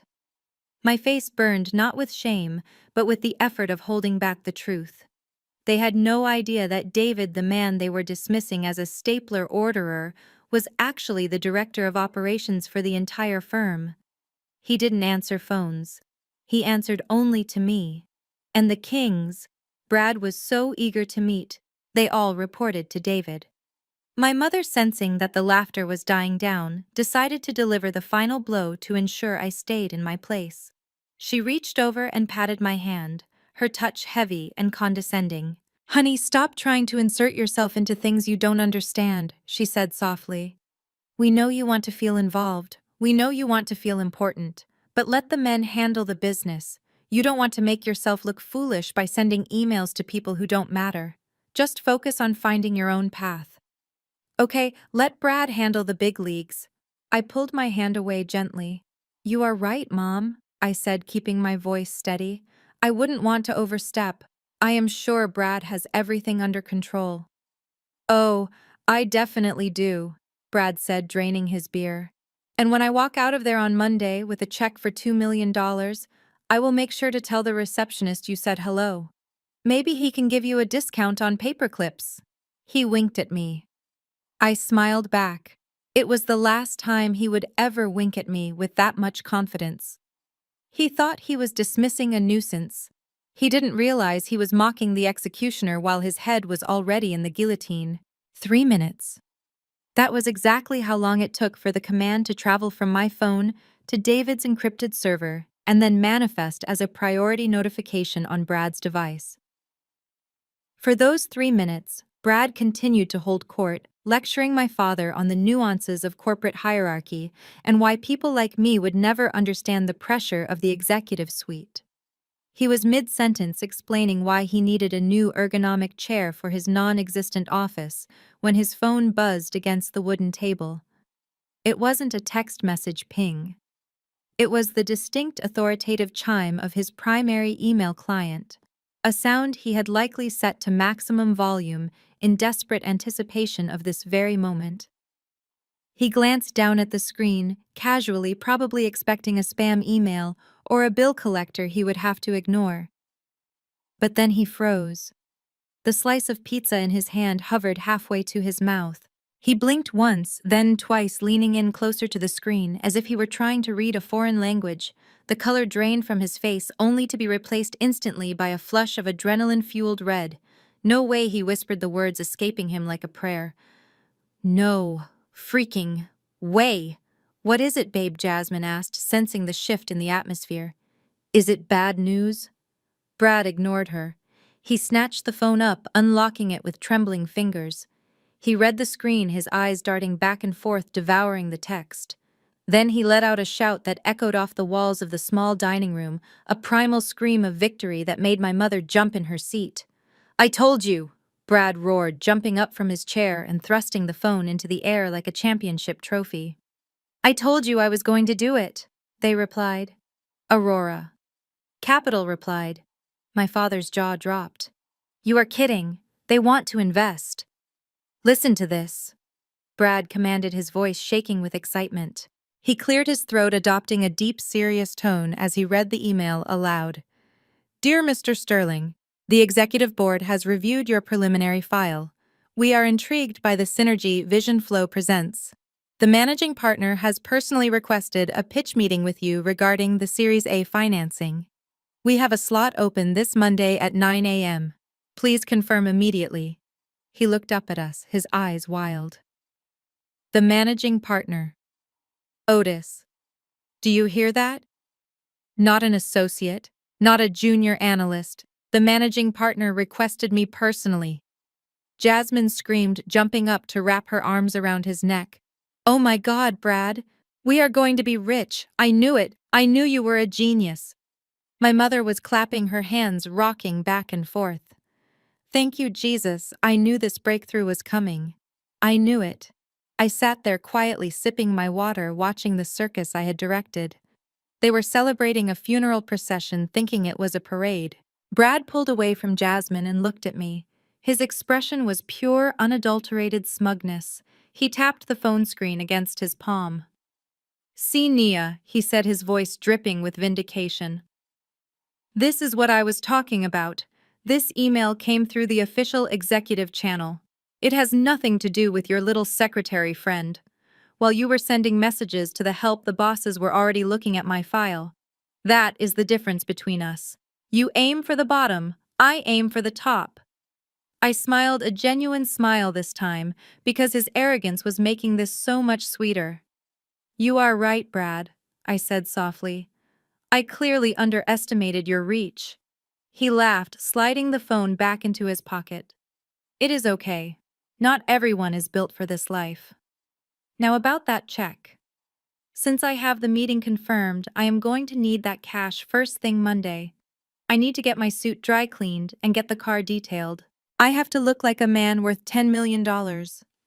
I nodded. I will be there, Brad. I wouldn't miss it for the world. He turned back to my parents, launching into a new speech about which neighborhoods they should start looking at for their new mansion. He didn't know that the managing partner who had requested him was sitting 3 feet away, already mentally drafting the press release for his bankruptcy. The Velvet Lounge was the kind of establishment where the lighting was dim enough to hide imperfections, but bright enough to catch the sparkle of diamonds.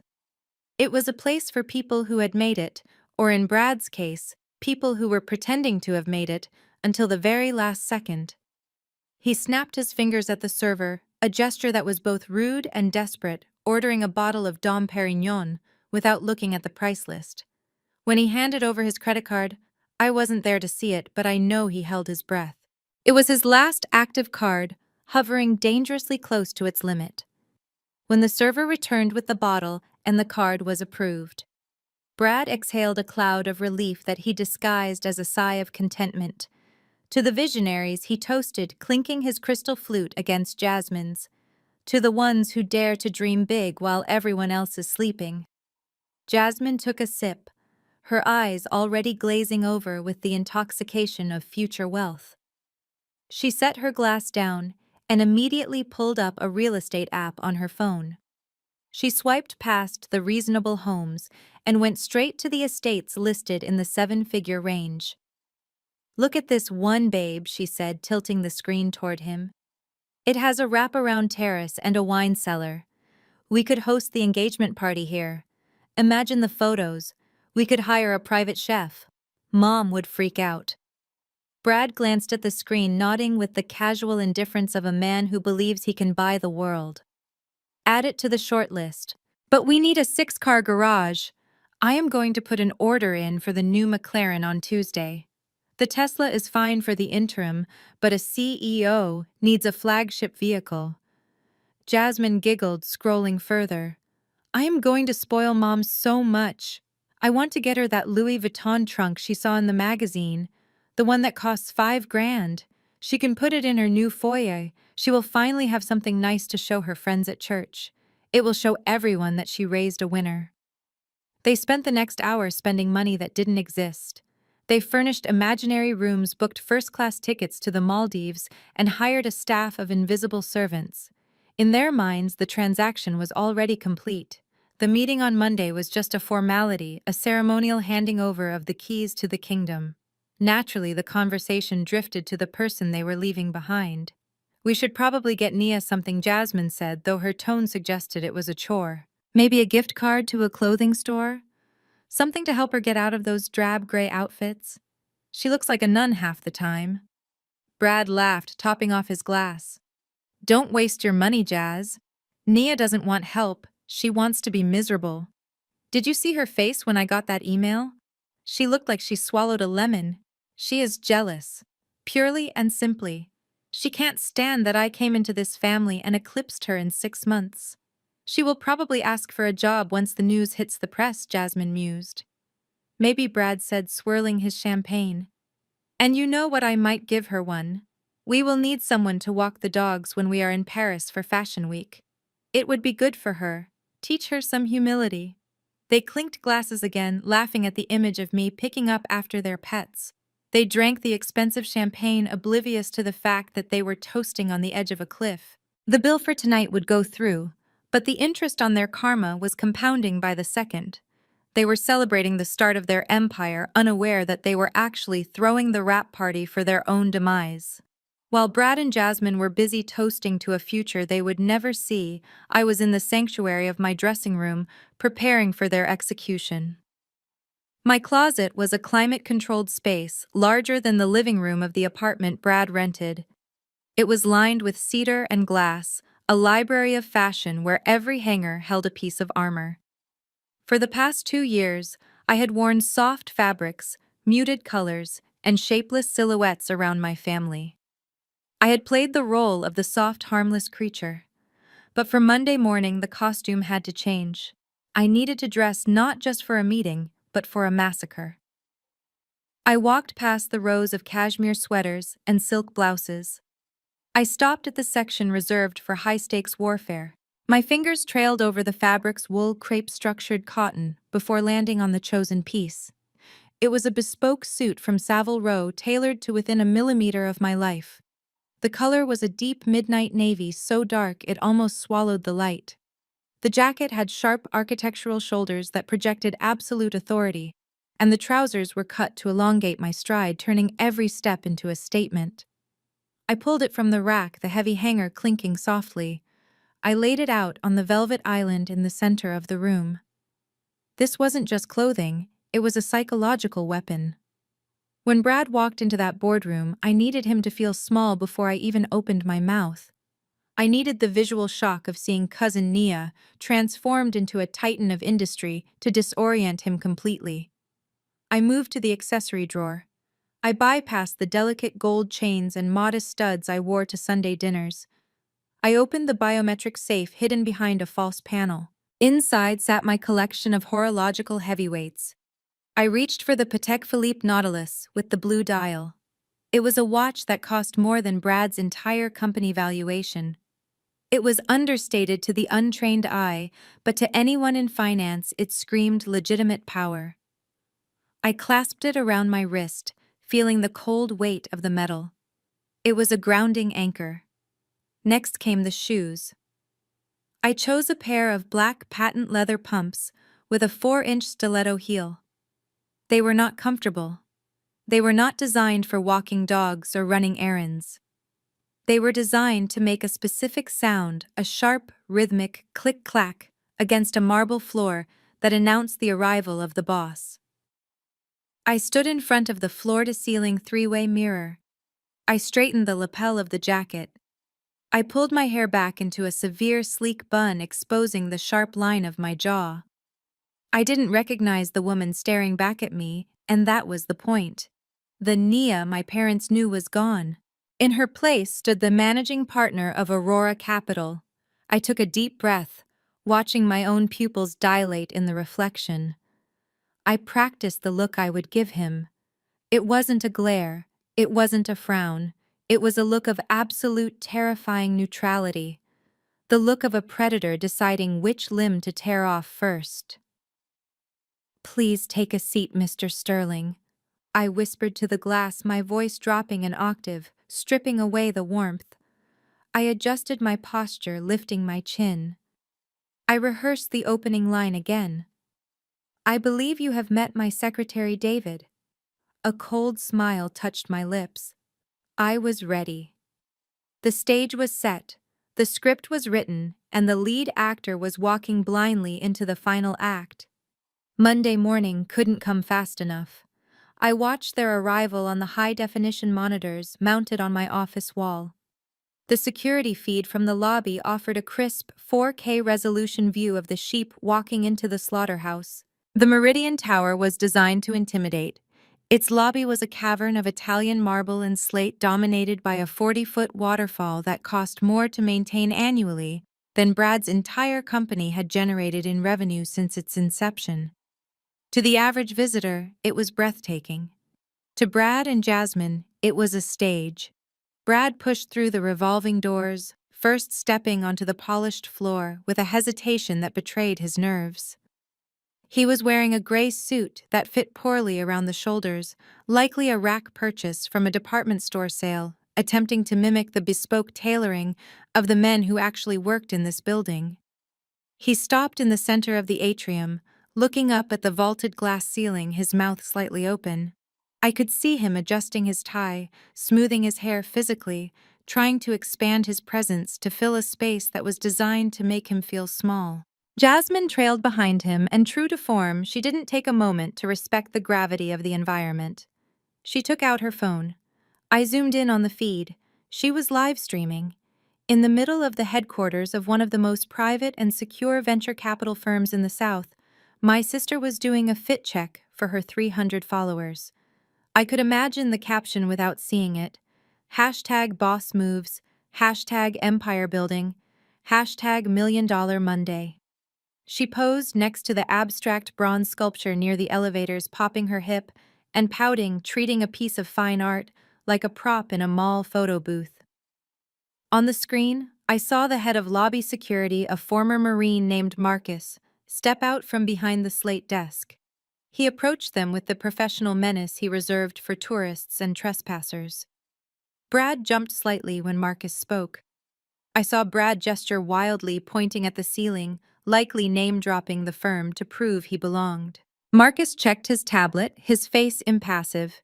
He nodded, once handed Brad a visitor badge that was visibly different from the employee passes, a bright yellow plastic tag that screamed guest. Jasmine tried to follow, but Marcus held up a hand. The policy was strict. Only principals in the meeting were allowed up to the executive floor. Jasmine argued. I saw her hand gestures become sharp and entitled. She pointed at her phone, then at Brad. She was probably explaining that she was the co-founder's fiancé, or the chief muse. Marcus didn't budge. He pointed toward the waiting area, a cluster of leather chairs near the door. Defeated, Jasmine pouted, gave Brad a dramatic kiss on the cheek that looked entirely performative, and retreated to the seating area to likely update her story about how exclusive the security was. Brad turned toward the elevator bank alone. I watched him step into the dedicated express elevator that serviced only the top 3 floors. He was alone in the metal box. He checked his reflection in the mirrored walls, flashing a double thumbs up to himself. He looked pumped. He looked ready. He had no idea that the elevator wasn't taking him up to a meeting. It was taking him up to a sentencing hearing. I turned off the monitor and spun my chair around to face the door. It was showtime. I had instructed security to let Jasmine up exactly 10 minutes after Brad. It wasn't an act of kindness. It was a strategic calculation. Isolation is painful, but humiliation requires an audience. I wanted her to be there not to support him, but to witness the dismantling of the idol she had worshipped.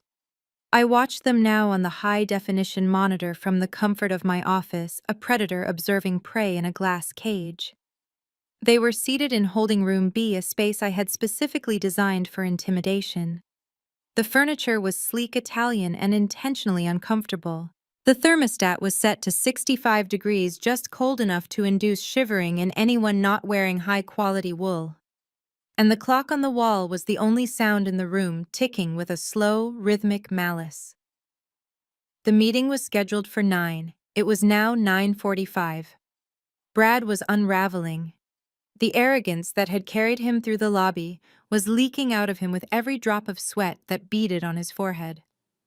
He had already consumed 3 small bottles of water from the complimentary tray, a nervous tic that betrayed his dry mouth. He kept checking his watch, then his phone, then the door. He adjusted his tie for the 50th time, the cheap fabric clearly irritating his neck. He looked like a man on trial who had just realized his lawyer wasn't showing up. "They are just testing us," he muttered to Jasmine. His voice picked up clearly by the room's microphone system. "It is a power move, classic negotiation tactic. They want to see if I crack.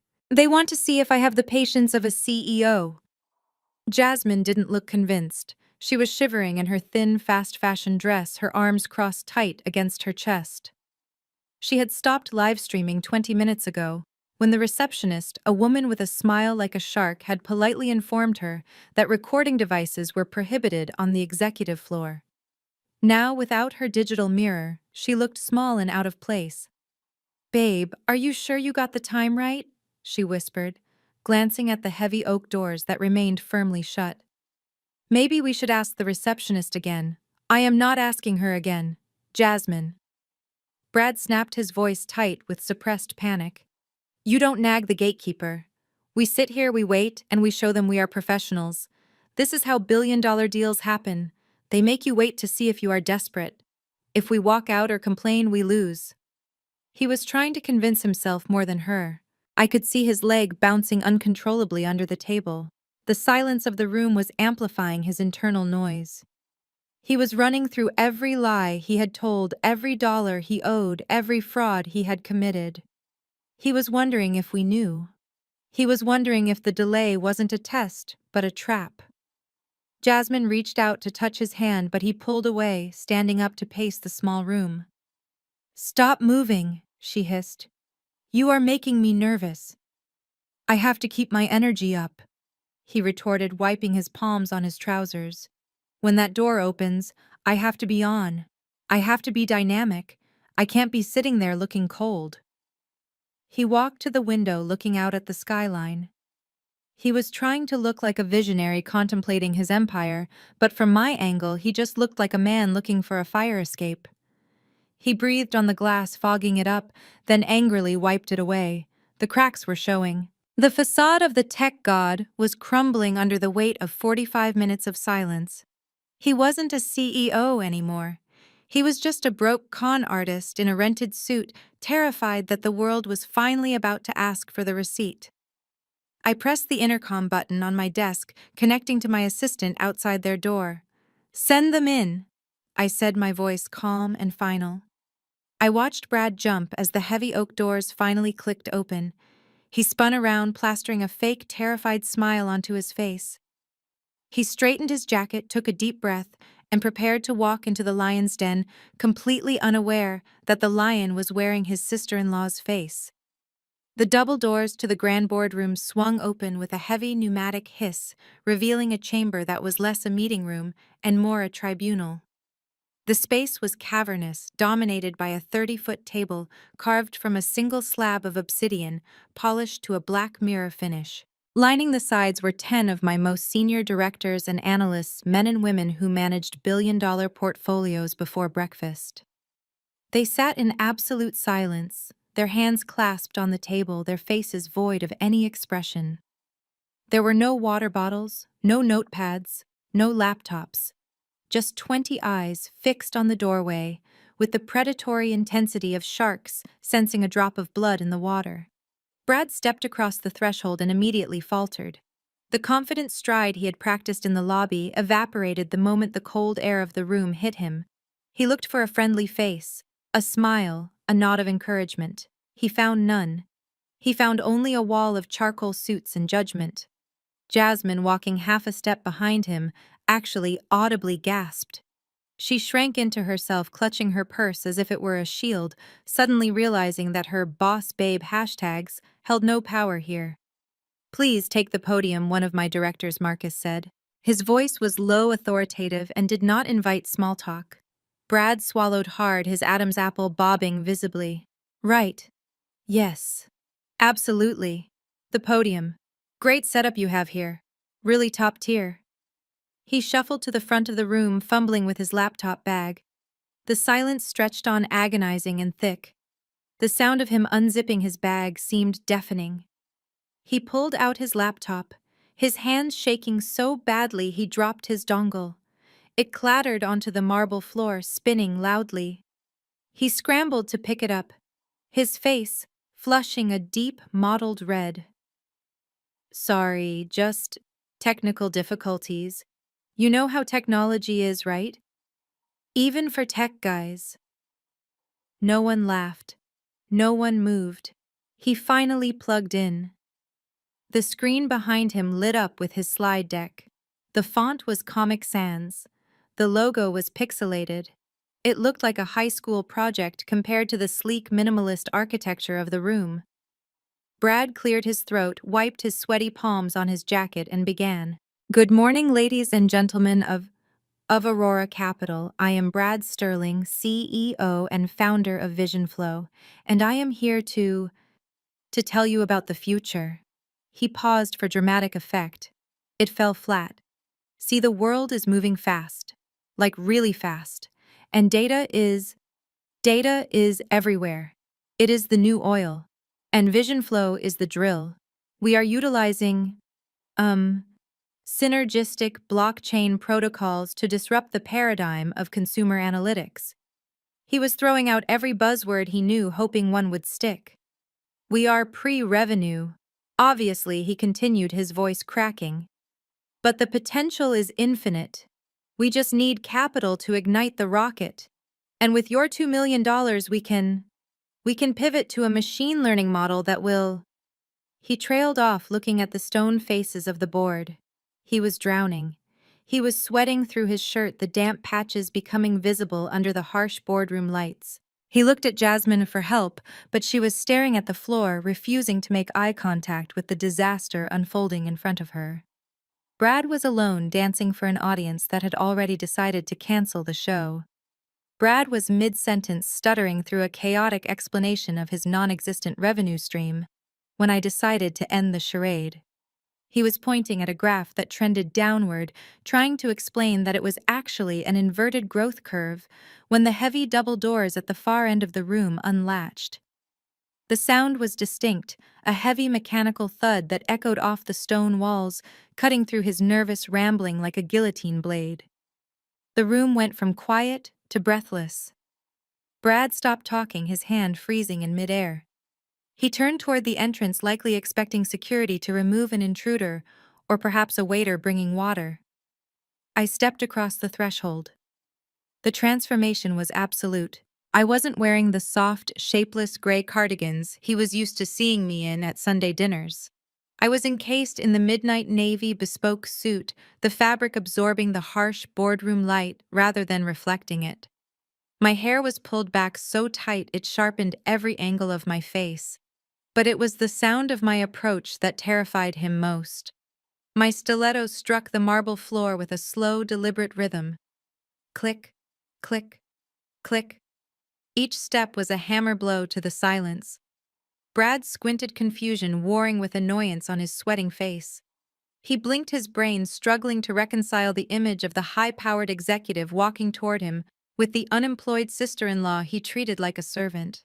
He took a step forward, dropping his voice to a frantic whisper, assuming I had somehow wandered in by mistake. "Nia," he hissed, his eyes darting to the silent board members. "What the hell are you doing here? This is a closed meeting. You can't just walk in here. You are going to get arrested. Get out before security comes." I ignored him completely. I didn't even shift my gaze to acknowledge his existence. I kept walking, my eyes fixed on the empty leather chair at the head of the obsidian table. As I passed the halfway mark of the room, the 10 senior directors, men and women who terrified Wall Street, did something that made Brad's knees buckle. As one, without a word being spoken, they pushed back their chairs and stood up. It was a synchronized display of absolute deference. They weren't standing for a guest. They were standing for the commander. David, the man Brad had mocked as a secretary, stepped forward from his position near the front. He didn't look at Brad. He looked at me, bowing his head slightly.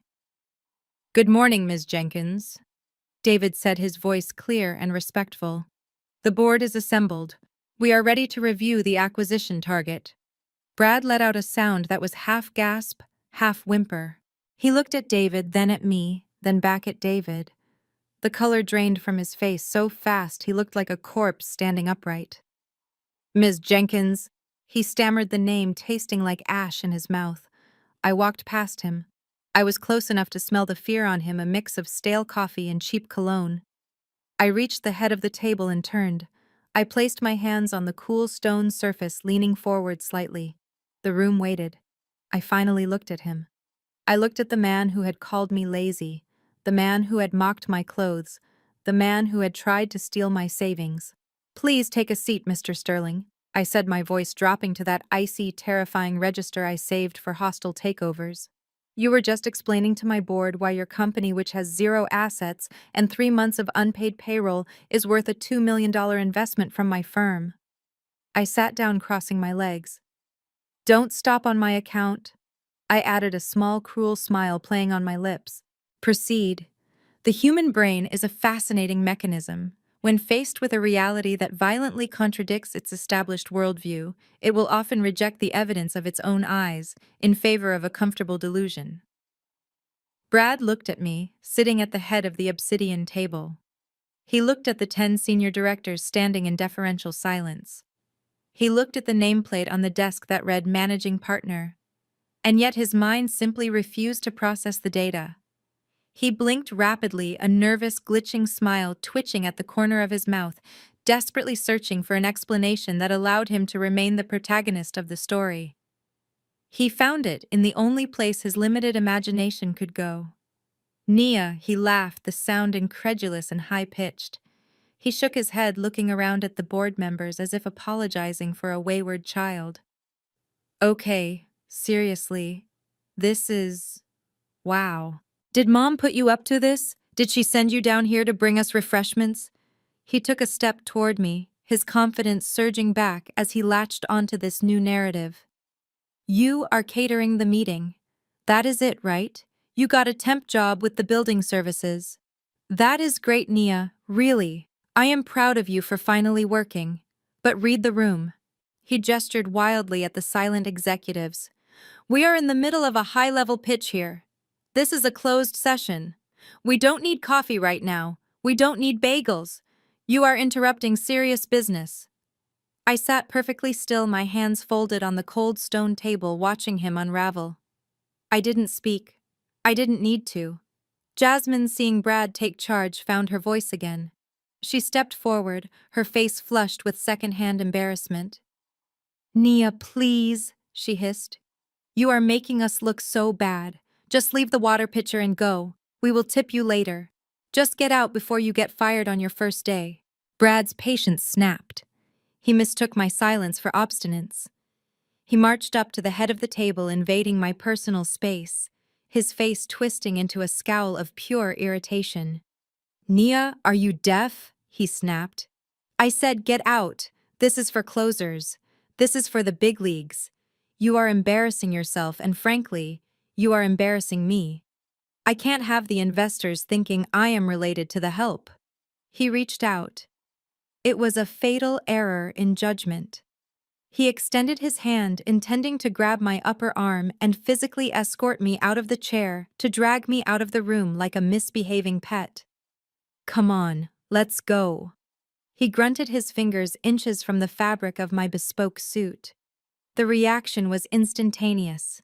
Before his skin could make contact with mine, Marcus, the head of security who had been standing silently in the corner, moved with the speed of a striking cobra. In one fluid motion, he stepped between us, intercepting Brad's wrist in a grip that looked painful enough to fracture bone. Brad yelped, recoiling as if he had been burned. He stumbled back, clutching his wrist, looking at Marcus in shock. Hey, Brad, shouted, his voice cracking. What is your problem? I am the guest here. She is the intruder. Remove her. I slowly stood up. The sound of my chair sliding back against the floor was the only noise in the room.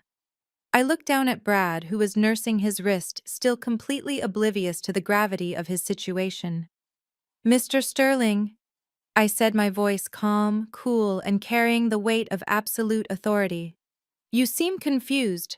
Let me clarify the organizational chart for you one last time. I am not the caterer.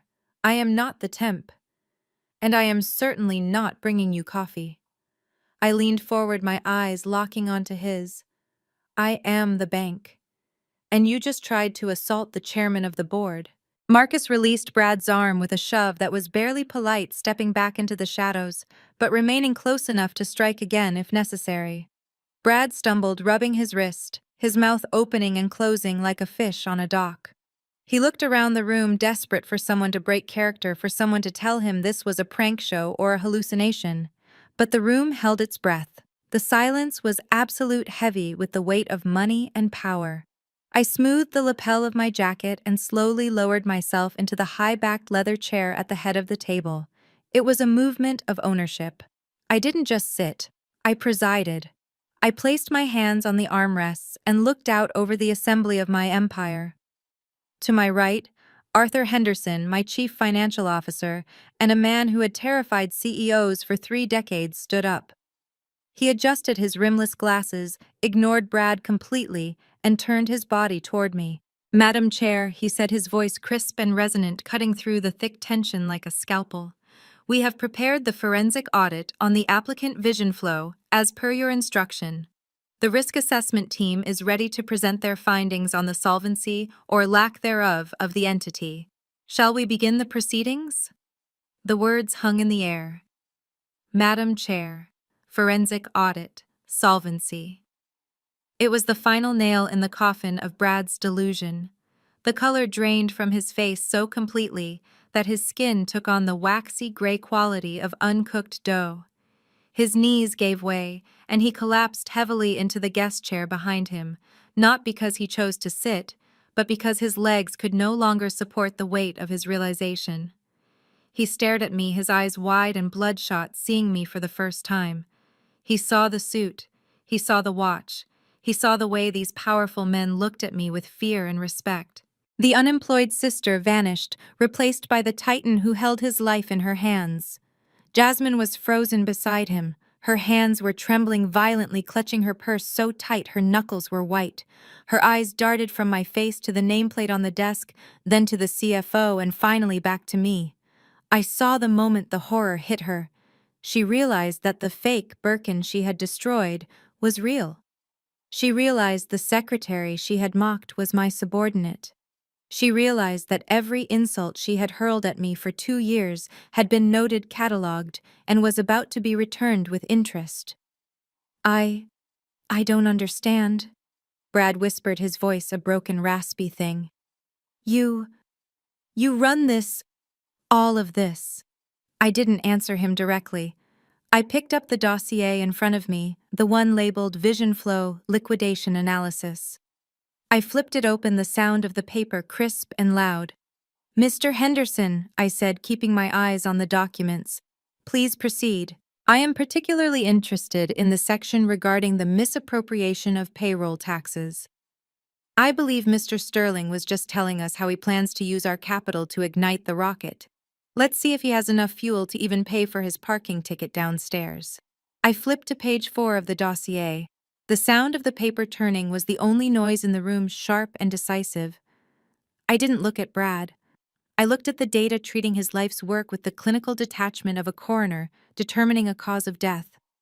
Let's begin with the valuation, I said, my voice projecting clearly to the back of the room. Mr. Sterling, in your preliminary application, you stated that Vision Flow has a pre-money valuation of $10 million, based on a proprietary algorithm and a user base of 50,000 active daily unique logins. Brad wiped sweat from his upper lip, nodding frantically. Yes, exactly. The growth has been exponential. We are viral. I raised my eyes, locking them onto his. Exponential is an interesting word choice, I said, because according to our deep dive analytics of your server traffic, your actual user count isn't 50,000, it is 14. The room went deadly silent. Jasmine let out a small, confused squeak. 14 users. Mr. Sterling, I repeated. And upon cross-referencing the IP addresses, we discovered that 12 of them originate from your parents' house in Ohio, 1 is your own laptop, and the last one is a bot from a click farm in Bangladesh. That is a glitch, Brad stammered, his voice climbing an octave. The analytics dashboard is beta. It doesn't capture the offline engagement. I ignored him, turning the page. Let's move to revenue, I continued. You listed an annual recurring revenue of $200,000. That is the number you used to justify your burn rate to my parents. That is the number you used to try and secure a loan from me. I tapped the spreadsheet. However, our forensic accountant found no evidence of subscription income. What we did find was a series of cash deposits totaling $40,000 over the last year. These were not client payments. These were personal transfers from a savings account belonging to a Mrs. Martha Sterling. Your grandmother, I presume. Brad turned pale. That is seed capital. It is an angel investment. Booking a personal loan from a relative as recurring revenue is not an investment. Brad, I said, my voice hardening. It is fraud. It is a deliberate misrepresentation of assets to solicit funds from accredited investors. In the banking world, we have a term for that. We call it a felony. I stood up, walking slowly around the table toward him. He shrank back in his chair, looking like a child caught stealing candy, except the candy was federal prison time. You walked into my office, wasted my board's time, and insulted my intelligence with a pitch deck that a first-year business student would fail. You don't have a company, Brad. You have a hallucination. You are bleeding cash you don't have on a lifestyle you can't afford, hoping that if you say the word blockchain, enough times someone will write you a check. I stopped right in front of him, looming over his seated form. You told me I needed to learn about cash flow, I said softly. Well, here is your lesson. Your burn rate is 100%. Your churn rate is 100%. And your solvency is 0. You are not a CEO. You are a liability. And liabilities get liquidated. I turned my back on the ruin of a man that was Brad Sterling, leaving him gasping for air in his chair. The silence in the room was heavy, suffocating, and absolute. I let it linger for a moment, enjoying the sound of their synchronized heartbeats, before I slowly pivoted on my heel to face the other guest at the table. Jasmine was trying to make herself invisible. She had shrunk down in her leather seat, clutching her purse to her chest like a life raft in a hurricane. When my eyes locked onto hers, she flinched physically. She looked at me not as her sister but as a stranger who had just committed a murder in front of her. "And then we have the executive team," I said, my voice smooth and dangerously calm. I picked up the organizational chart Brad had included in his pitch deck. I tapped a fingernail against her name. Ms. Jasmine Jenkins, listed here as the Chief Marketing Officer and Strategic Advisor. I looked up at the board members. "Gentlemen," I said, addressing my directors while keeping my gaze fixed on Jasmine. "In my experience, a Chief Marketing Officer is responsible for brand identity, market penetration, and customer acquisition." I was curious to see how Ms. Jenkins was driving growth for Vision Flow. I picked up a remote control and clicked it at the screen behind me. The slide changed from financial graphs to a collage of screenshots. They were all from Jasmine's Instagram account. The first image was a selfie of her holding a glass of champagne in a bathtub captioned #HustleHard, #VisionFlow, #CEO Life. The second was a photo of her and Brad standing in front of a private jet that wasn't theirs, with the caption, "Catching flights, not feelings."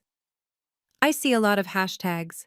"Jasmine," I said, walking slowly toward her. "I see a lot of lifestyle curation. But what I don't see is a single strategy for client retention. Is your marketing plan entirely based on convincing your 300 followers that you are wealthy?" Jasmine's lip trembled. I was building the brand aesthetic," she whispered. "Perception is reality, Nia. You wouldn't understand." "Perception is not reality, Jasmine," I corrected her sharply. "Solvency is reality. And speaking of perception versus reality, let's talk about your eye for quality." I stopped right next to her chair. I reached out and tapped the purse she was clutching so tightly.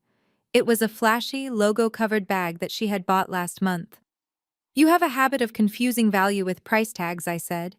"You walk around judging everyone else, calling me a failure, calling me a disgrace, all while draping yourself in things you think make you look important.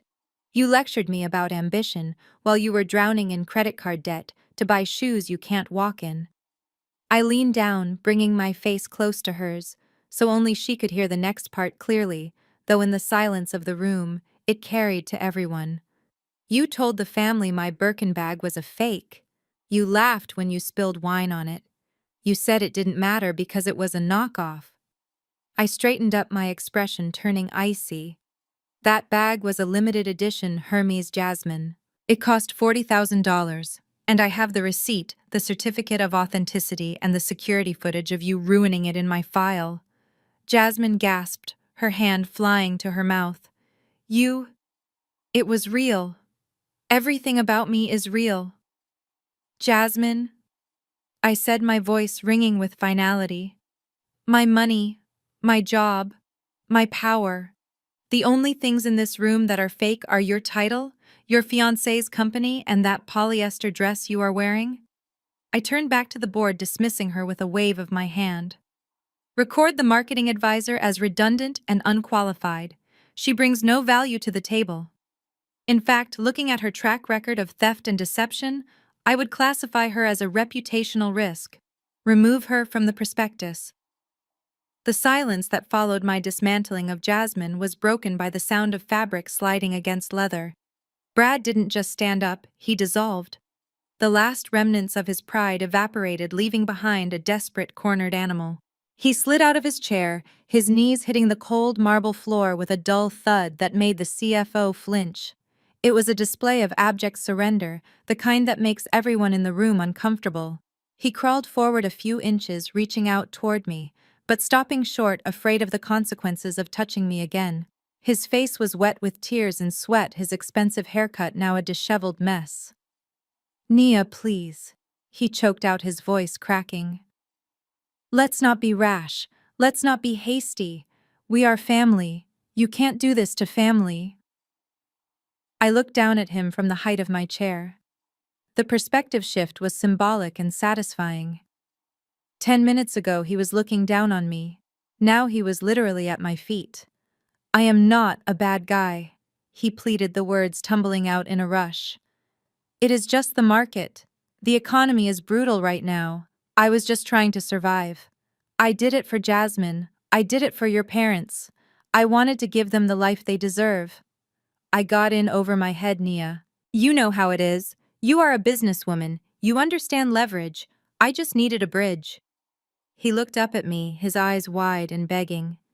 "Call it a loan," he bargained. "A personal loan. I will pay you back. I swear. Just don't ruin me. Don't blacklist me. If you put this on the record, I will never work in this town again. Please, sis. For old time's sake." The word "sis" hung in the air like a foul odor. He was invoking a bond he had spent 2 years severing with insults and mockery. He was trying to cash in on a relationship he had bankrupted. I stood up slowly. I walked around the desk until I was standing directly over him. I didn't feel pity. I didn't feel anger. I felt nothing. He was a bad investment, and I was closing the account. "Mr. Sterling," I said, my voice devoid of any warmth, "you are not a victim of the market. You are a victim of your own ego. You are not family. You are a fraud who happened to date my sister. And as for being a businessman knows when the deal is dead." I turned my gaze to Marcus, who was waiting by the door like a coiled spring. I didn't need to shout. I didn't need to explain. "Security," I said, my tone flat. "Escort these guests off the premises and revoke their visitor badges. If they return, treat it as criminal trespassing." Marcus moved instantly. He grabbed Brad by the back of his cheap suit jacket, hauling him to his feet. Brad struggled, shouting something about rights and lawsuits, but he was dead weight. Jasmine scrambled up, terrified, backing away toward the door. I turned my back on them, returning my attention to the financial reports on my desk. I didn't watch them leave. They were no longer my concern. The elevator ride down was silent, but it was the silence of a bomb that had already detonated. Marcus, true to his word, did not offer them the courtesy of a private exit. He deposited them right in the center of the atrium beneath the 40-foot waterfall that now sounded like roaring applause for their failure. When the elevator doors closed, cutting off their access to the world of power they had briefly trespassed in, Brad finally snapped. The reality of his situation, the debt, the impending lawsuits, the total exposure of his fraud crashed down on him. He needed a target. He couldn't hit me and he couldn't hit Marcus, so he turned on the only person left in his orbit. Jasmine was wiping mascara from her cheeks, looking terrified. "Brad, wait," she stammered, reaching for his sleeve. "We can figure this out. Maybe Mom can talk to her. Maybe we can sue her for entrapment." Brad spun around, his face twisted into a mask of ugly, unfiltered rage.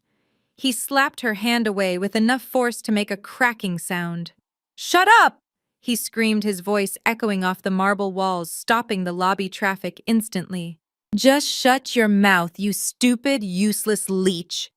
Jasmine recoiled, her eyes wide with shock. "Brad, what are you saying?" "I am saying you ruined my life," he roared. He was projecting his failure onto her with the velocity of a cannonball. "You told me she was a loser. You told me she was a nobody. You sat there and let me walk into that room and get slaughtered." "I didn't know," Jasmine sobbed, stepping back. "She lied to us, too." "You are supposed to know," Brad yelled, advancing on her. "You are her sister. But you were too busy taking selfies and spending my money to notice that your own sister owns the bank. You are a parasite, Jasmine. That is all you are. You drained me dry and now you have nothing to show for it." He was shaking, the adrenaline of the coward taking over. He looked around the lobby, seeing the eyes of the receptionists, the security guards, the visiting executives. He saw the judgment. He needed to distance himself from her to make her the anchor that dragged him down. "We are done," he spat. "The wedding is off. The engagement is off. Give me the ring back." He reached for her hand. Jasmine pulled back, clutching her finger. "No, you can't. I said give it to me." He lunged. In the scuffle, he didn't just grab her hand, he shoved her. It was a hard, violent push against her shoulder. Jasmine balanced precariously on her high heels, couldn't compensate. She went down hard, her legs tangling beneath her. She hit the polished floor with a sickening thud, her purse spilling its contents across the atrium, cheap lipstick, breathless mints, and a stack of declined credit cards. The lobby gasped. But no one moved to help. The modern reflex took over. I watched on the monitor as a dozen smartphones rose in unison. The bystanders weren't calling the police. They were opening TikTok and Instagram. They were filming. Brad looked down at her, sneering at the woman he had promised to take to Paris. "You look exactly like what you are," he said, his voice dripping with venom. "Trash."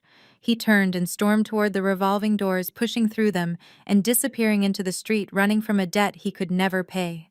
Jasmine sat on the cold floor of the Meridian Tower. She looked up, tears streaming down her face, mascara running in black rivers down her chin. She saw the circle of people standing around her. She saw the red recording lights of the phones. She had spent her entire life desperate to be famous. She had wanted the world to look at her. Now, as the cameras zoomed in on her humiliation, she finally got her wish. She was viral. The fallout reached my parents exactly 2 hours after security threw Brad onto the pavement. I was back in my office signing the final termination papers for the Vision Flow file when my phone buzzed. It was my mother. I stared at the screen for a long moment, watching the name flash. There was a time when this call would have made me anxious, a time when I would have rehearsed apologies for things I hadn't done. That time was dead. I swiped answer and put the phone on speaker, placing it on the obsidian desk that had just served as Brad's execution block. Naya, my mother, screamed, her voice shrill and vibrating with hysteria. "What is wrong with you? We just saw the video. Jasmine is hysterical. Brad is missing. People are laughing at us. Nia, the whole church is talking." "How could you be so cruel?" I didn't interrupt. I let her vent the poison. "And then your father tells me you are the boss." She continued, her voice cracking. "You run that company. You have millions of dollars, and you let us live like this. You let us struggle while you sit in a high tower. You watched us worry about bills, and you said nothing. You are a snake, Nia. You are wicked. You set Brad up just to humiliate him because you are jealous of your sister's happiness." The audacity was breathtaking. Even now, faced with the revelation that Brad was a fraud and I was their savior, they chose to victimize themselves. They were angry not because I lied, but because my success made their judgment look flawed. "Are you finished?" I asked, my voice flat. "No, I am not finished." My father's voice boomed from the background. "You owe us an explanation, girl. You owe us an apology. You have money. Fine. Then you should have been taking care of your family instead of playing games." I leaned back in my chair. "You are right, Dad. I should talk about taking care of the family. Let's talk about the house." The line went quiet for a second. "What about the house?" he demanded. "I am looking at a document right now," I said, picking up the property title transfer I had expedited that morning. "It seems that 3 months ago Brad convinced you to sign some papers. He told you it was a temporary liquidity authorization for his startup. He told you it was just a formality to show asset strength to investors." I heard my mother gasp. "How do you know that?" He said it was secret. "It wasn't a formality, Mom," I said, delivering the news with clinical precision. "It was a second mortgage. He used your home equity as collateral for a high-interest business loan from a predatory lender. He maxed it out. And because he hasn't made a payment in 90 days, the lender initiated foreclosure proceedings last week." "No," my father whispered. "No. He wouldn't. He said it was safe." "He lied," I said. "You signed the deed over to a shell company. You have been living in a foreclosed home for 6 days. You just didn't open the mail." I let the silence stretch. I could hear my mother sobbing. They were realizing that their golden boy had not only failed them, but had left them homeless. "But don't worry," I continued, my voice devoid of comfort. I intervened. When the foreclosure notice hit the public registry this morning, my legal team flagged it. I bought the debt. I paid off the lender in full an hour ago. You paid it? My mother asked, hope creeping back into her voice. Oh, thank God. Thank you, Nia. I knew you were a good girl deep down. Don't misunderstand me. I cut her off. I didn't pay it as a gift. I bought the asset. The bank doesn't own the house anymore, and neither do you. I do. The line went dead silent again. I am the landlord now, I said. You can stay there. I won't evict you. But the locks are being changed tomorrow, and you will sign a lease agreement, and the next time you feel like calling me a snake or a disgrace, remember whose roof is over your head. I hung up. I didn't wait for their response. I had acquired the company, destroyed the threat, and secured the real estate. It was a productive Monday. The city of Atlanta sprawled out beneath me like a circuit board of gold and obsidian. From the terrace of my penthouse, the noise of the streets was nothing more than a distant, insignificant hum. I stood at the railing, the wind playing with the silk of my robe, holding a glass of vintage Pinot Noir that cost more than the engagement ring Brad had tried to buy on credit. It was quiet here. It was the silence of absolute control. The war was over and the dust had settled exactly where I had arranged for it to fall. My legal team had sent the lease agreement to my parents this afternoon via courier. It was a standard binding residential contract. I allowed them to stay in the house not out of sentimentality, but because eviction proceedings are public and messy, and I prefer efficiency. However, the era of invisible subsidies is over. I canceled the secret trust that had been paying their medical premiums for 3 years. I stopped the anonymous auto payments to their utility providers. They are finally going to experience the dignity of paying their own way, a value they always claimed to cherish but never actually practiced. They wanted a landlord to respect. Now they have one. If the rent is late, they will receive a notice. It is strictly business. As for Jasmine, the viral video of her tantrum in the lobby did exactly what she always wanted. It made her famous. Millions of people have seen her crying on the floor, surrounded by the spilled contents of her fake life. She has become a global meme for entitlement. No luxury brand will touch her. Her influencer career is dead on arrival. I received a notification today from a contact at a staffing agency. Jasmine picked up a shift at a diner on the outskirts of town. She is finally wearing an apron, not as a costume for a photo shoot, but as a uniform. She is learning that respect is earned through labor, not posted for likes. She is serving tables just as she once tried to make me serve her. And Brad, he is currently in custody, unable to make bail. The forensic audit I handed over to the authorities was comprehensive. He is facing multiple counts of wire fraud, tax evasion, and embezzlement. He wanted to be a man of consequence. He wanted to be in the system. Now he is. I took a slow sip of the wine. It tasted like justice. For years, they treated me like a ghost in my own family. They mistook my silence for weakness and my privacy for failure. They worshipped a liar because he sold them a fantasy, and they crucified the truth because it came wrapped in humility. They underestimated the quiet sister. They didn't realize that while they were making noise, I was making moves. I looked out at the skyline, my reflection staring back at me in the glass of the balcony door. I didn't see a victim. I saw the architect of my own life. They wanted a fairy tale ending where the prince saves the day and everyone lives in a mansion they didn't earn. I couldn't give them that. The market doesn't support fairy tales. Instead, I gave them a masterclass in economics. I taught them about assets and liabilities. I kept the assets. I liquidated the liabilities, and now I am the only one left with equity. I raised my glass to the empty sky, a toast to the silence. True power never needs to shout. While Brad and Jasmine were consumed by the shallow illusion of success, chasing status logos and external validation, Nia proved that real wealth and influence are built in silence. This story serves as a stark reminder never to mistake humility for incompetence or kindness for weakness. The loudest person in the room is often the most insecure, while the quietest holds the leverage. Substance always outlasts performance.